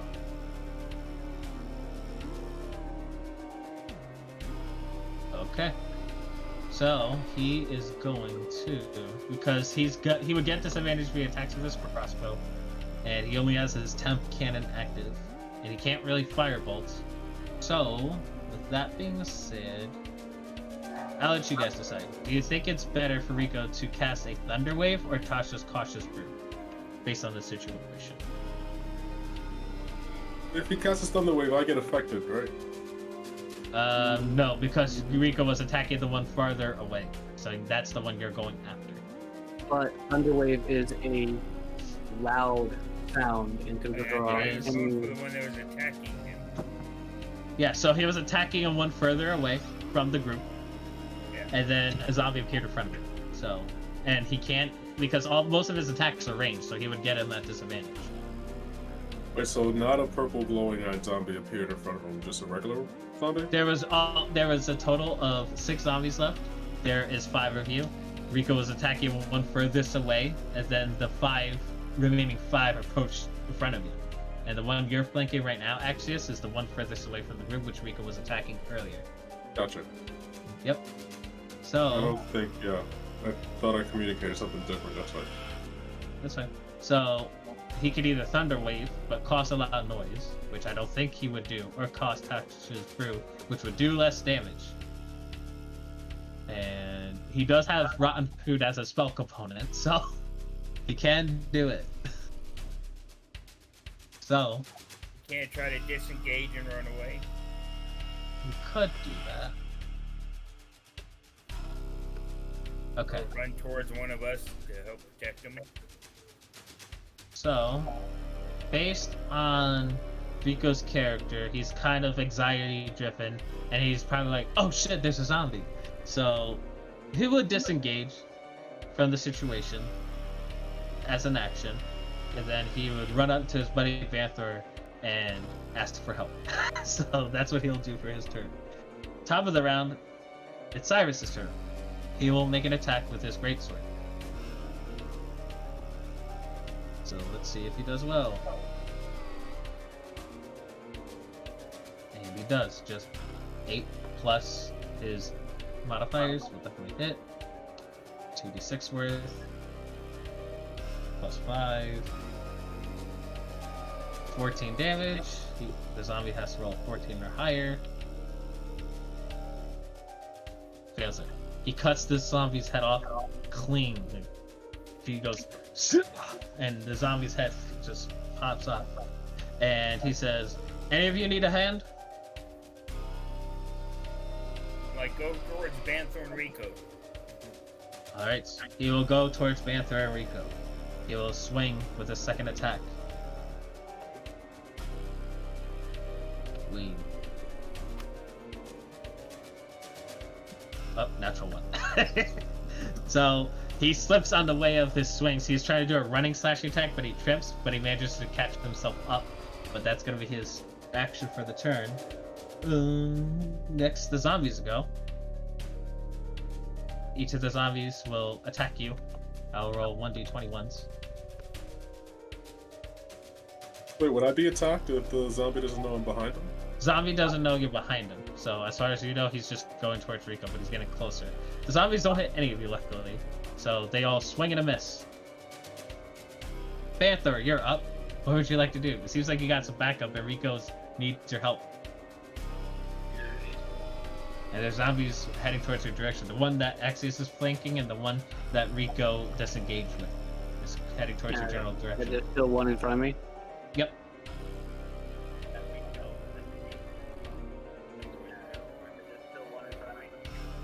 So Rico needs help. Well, if I burn this one, I still regain half of it, and I'll still have more. So yes, I will attack with the mace first on the zombie ahead of me. Okay.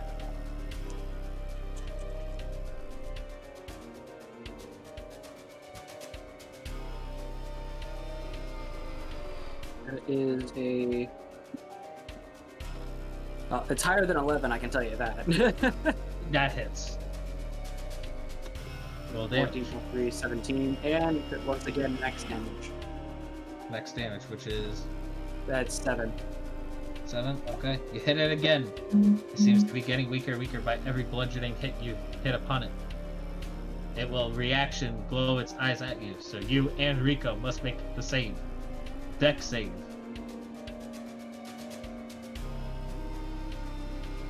Dexterity save for Rico. Don't forget the blast. Yep. Plus to the roll. I'll just use this. What'd you roll for Dex save?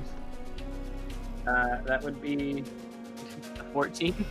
Do I make 14. that? You just make the save. So you and Rico block the glowing eyes from this zombie, not blinding you. Right, and then I will. So Rico's next to me, yes? He's right behind you. He's right behind me. So Yep. then, bonus action to cast Spiritual Weapon. Mm-hmm.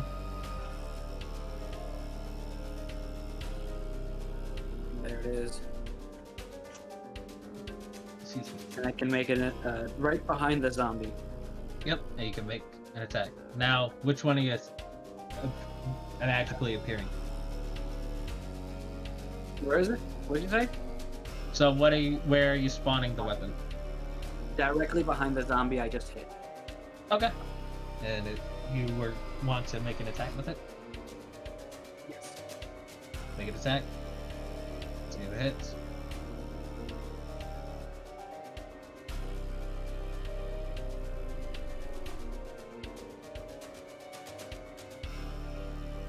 Is that a natural 20? That's a natural 20. Nice. So, max damage plus the dice for a magic weapon. Spiritual weapon, excuse me. Yep, and it is a d8 plus my spellcasting modifier. So that's 8, 8. plus 3 plus my wisdom. It's 11. That is 14 force damage. 14 force damage. Yeah, and since it's a critical hit, it does not have to roll to stay alive. You just instantly kill it. So your monk weapon appears and just cuts the zombie in half. Based on your passive perception, Banthor, since you being the highest of the 15, you, for a second, you think you hear the zombie say, "Why?" as it light from its eyes fade, but you're the only one that hears it, based on your passive perception, which kind of freaks you trying out. to mess me up, aren't you? That's what it says. So, what do you do now?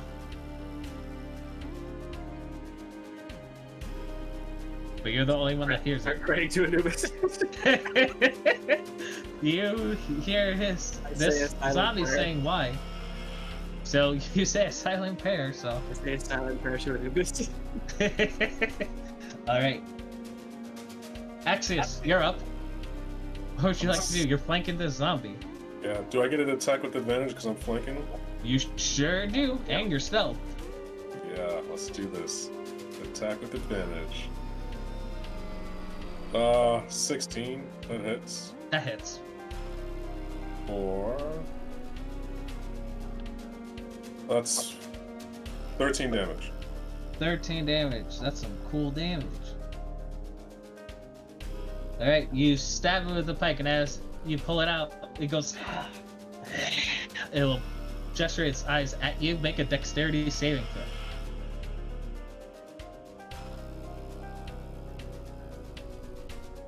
Yes.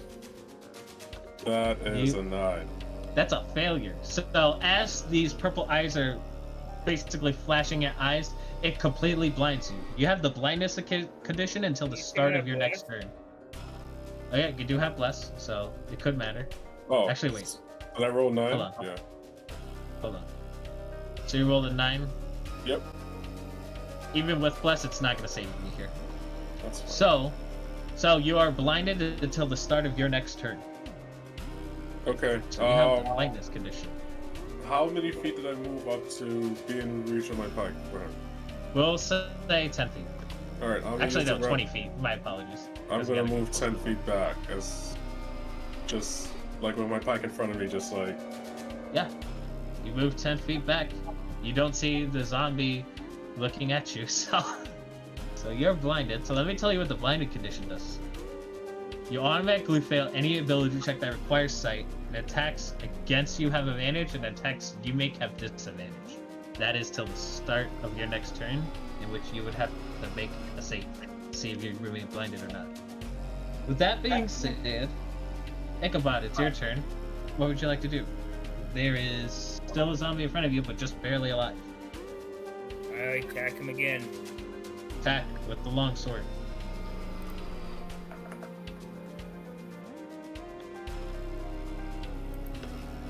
$12. That hits. Roll damage. 12 points of damage. Let me see if it beats a 12. It's at 1 hit point.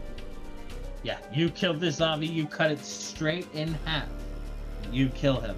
Now there's only one that just flashbanged Axios. There is one that Rico disengaged from that is approaching towards the others, and there is one in front of Cyrus. Actually, no, Cyrus killed this one. So the only one that is the one Axios is going after, and the one that Rico disengaged from. And you still I'll have your move up attacks. behind that one. Which one? The one going after Axios. All right, you run towards the one towards Axios. You still have your attacks. So I still have my second attack? Yep. My bonus attack? Okay. Yep. Attack. Does he get that at advantage because he's flanking? He will get a I plus hit it 1 to 20. the roll. Regardless, that hits. So roll damage. 4 4. points of damage. Alright, you slash at him, and as it does, you can see that the zombie is flanked, which now he has to make a choice later on, but it's still up. So you slash at him. Okay. And you see your friend Axios basically covering his eyes as if he just got sand in his eyes, basically. Alright. That's it? Yeah. I try to Those stay two? behind him too, so if he starts to turn at me, I'm gonna try to duck around behind him. Okay. Oh boy. Rico's turn.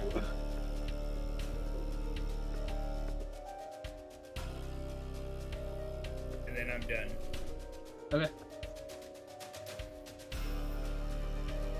So, what Rico will do is that he's gonna position. What's his movement? His movement's 25. He's getting closer. Yeah. So Rico's gonna position in a way in which he's gonna cast Tasha's Cautious Brew, which goes in a line that is 30 feet to try to get both zombies, trying to finish them off. So he'll pull out the rotten food Ichabod that he took way back from the farmhouse, and he will use it as the material component as acid. A line of acid seems to spray from the rotten food. The zombies have to make a dex save, which they are very terrible at. You basically get -2 to this roll. So 15. So they roll a 13. Let me check Rico's DC. They fail. So, Do I have to make a dex check? no, he positioned him in a way where it won't hit you. Okay. So if he casts that, he'll do 2d4s worth of acid damage. Which he'll deal 5. So you can see the zombies burning to a crisp, basically melting. Basically, the one attacking Axius the one that Axius has been going after has to roll a 4 or more to stay alive or not. Unfortunate, it rolled a 5. So it's half melted, it's half still standing. The one that Rico did will take that damage, but that will target Rico now, which is not good. Top of the round, Cyrus will go towards the one that is heading towards Rico, and he will make his 2 greatsword attacks against that zombie. That will hit. 2d6 plus 5.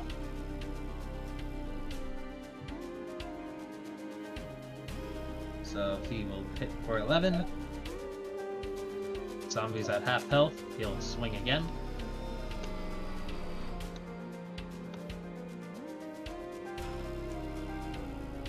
That is not good. So he tries to do a spin attack. The first one hits, but the second one does not. But the zombie's at half health, which is pretty good. But the one that Axius and Ichabod are targeting are still alive. Zombie's turn.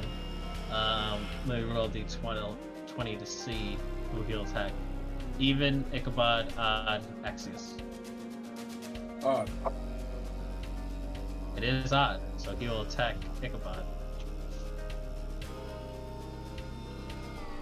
That will hit Ichabod. You take 6 bludgeoning damage, and then I need you to make a Constitution saving throw.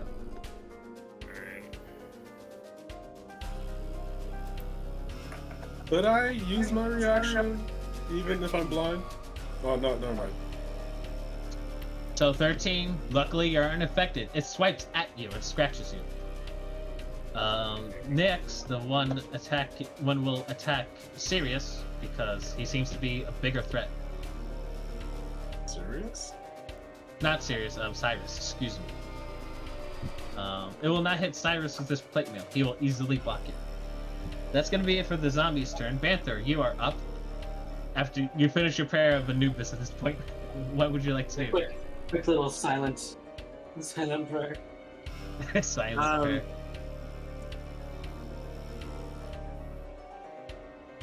What would you like to do?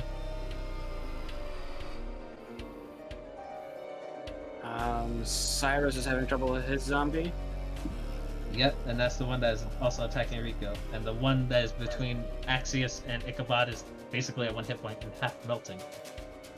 Alright, is that, well, you guys will be fine with that 1 HP zombie. I'm not gonna take that kill from you. So I will move enough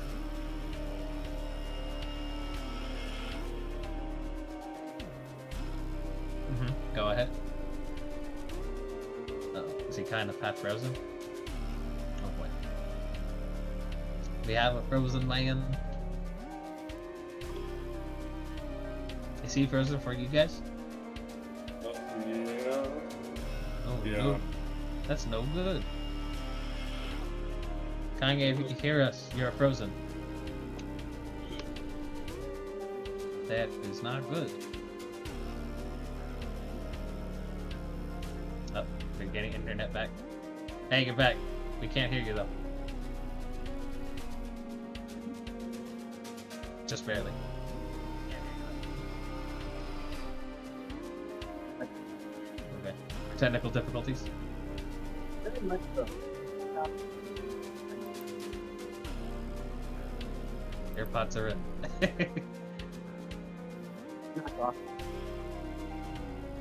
So what would you like to There do, we kind go. Is sir? this better? Yeah, that's way better. So what would you like to do? I would like to attack with my mace after moving to a. Oh no. We lost Disconnected. No! That's not good. That's terrible. I think he was gonna show us a crit too. That sucks. Alright. To kind of oh, he's back. Cool. You good? You good? So I will be moving to attack the zombie Mm-hmm. that is near Rico. Yep. And Cyrus. Yep. That is an unnatural 20 to hit, That will hit. and another max damage. Right there. Yep. Just so you know I'm not lying. Yep. So Seven that's plus 7 two damage. Alright. You swing. You crack at the zombie really hard. It will turn around and use this reaction to close its eyes at you. Make a dex save.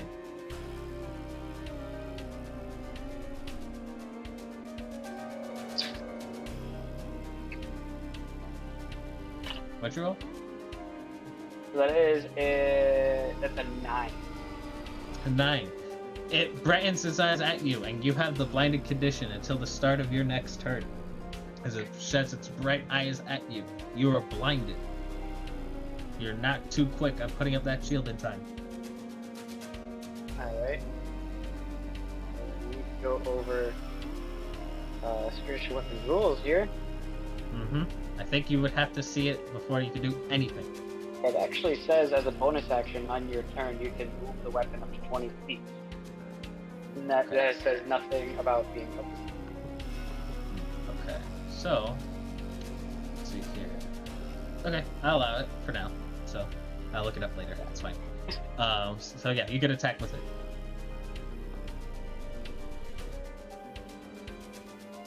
There's my D8. Roll it again. That one's not hitting. What's your roll? It's a 13. Actually, that will hit. That hits. 5 Yeah. plus a 3 plus a 5. And you watch me roll it. I haven't touched it. My hand does not come into frame. It's an 8 on the damage. All right. It has to beat an 8 to see if it stays alive or not. 8 plus my wisdom modifier. So what's that's the total damage? 11. So it has to beat an 11 then. It fails. It seems like Anubis is helping you out and guiding your weapon to kill this zombie. Enrico and Cyrus both see you squash this zombie.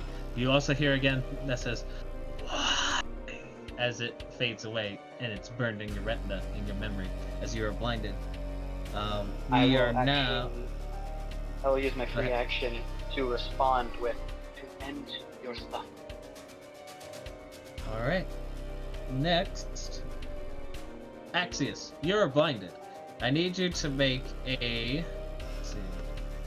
I need you to make a Constitution save to see if you are successfully unblinded. Perfect. God is what I'm proficient in. Yep, because you're trying to get your senses together recently. Even without Bless, that's 21. Yep. So you rub your eyes. It was blurry for a bit, but now you're seeing basically a half-melting zombie barely standing. Ugh, I was gonna grapple him, but he's melted, so I'm gonna stick him with my pike. Alright, attack roll. Even without bless, that's 16 a hit.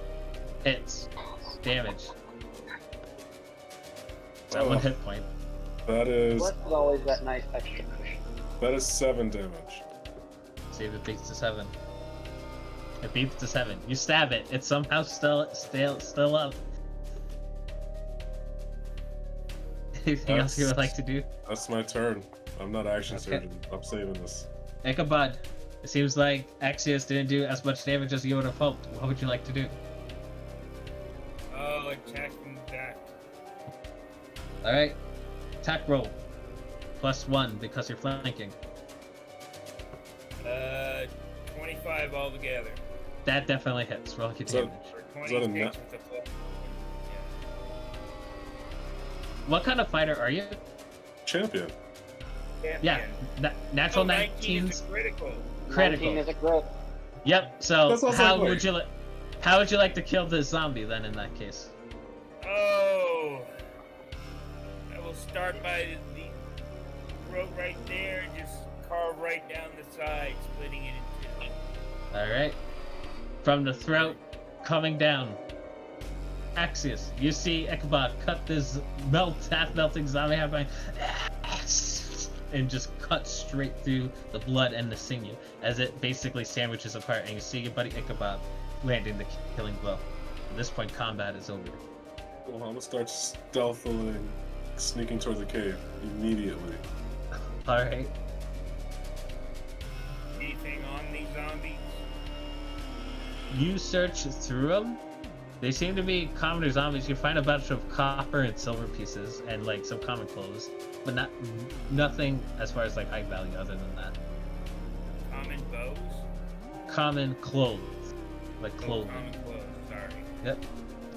Common clothes for the common folk. I'll just snatch up the coins. I always Yep. use them somewhere.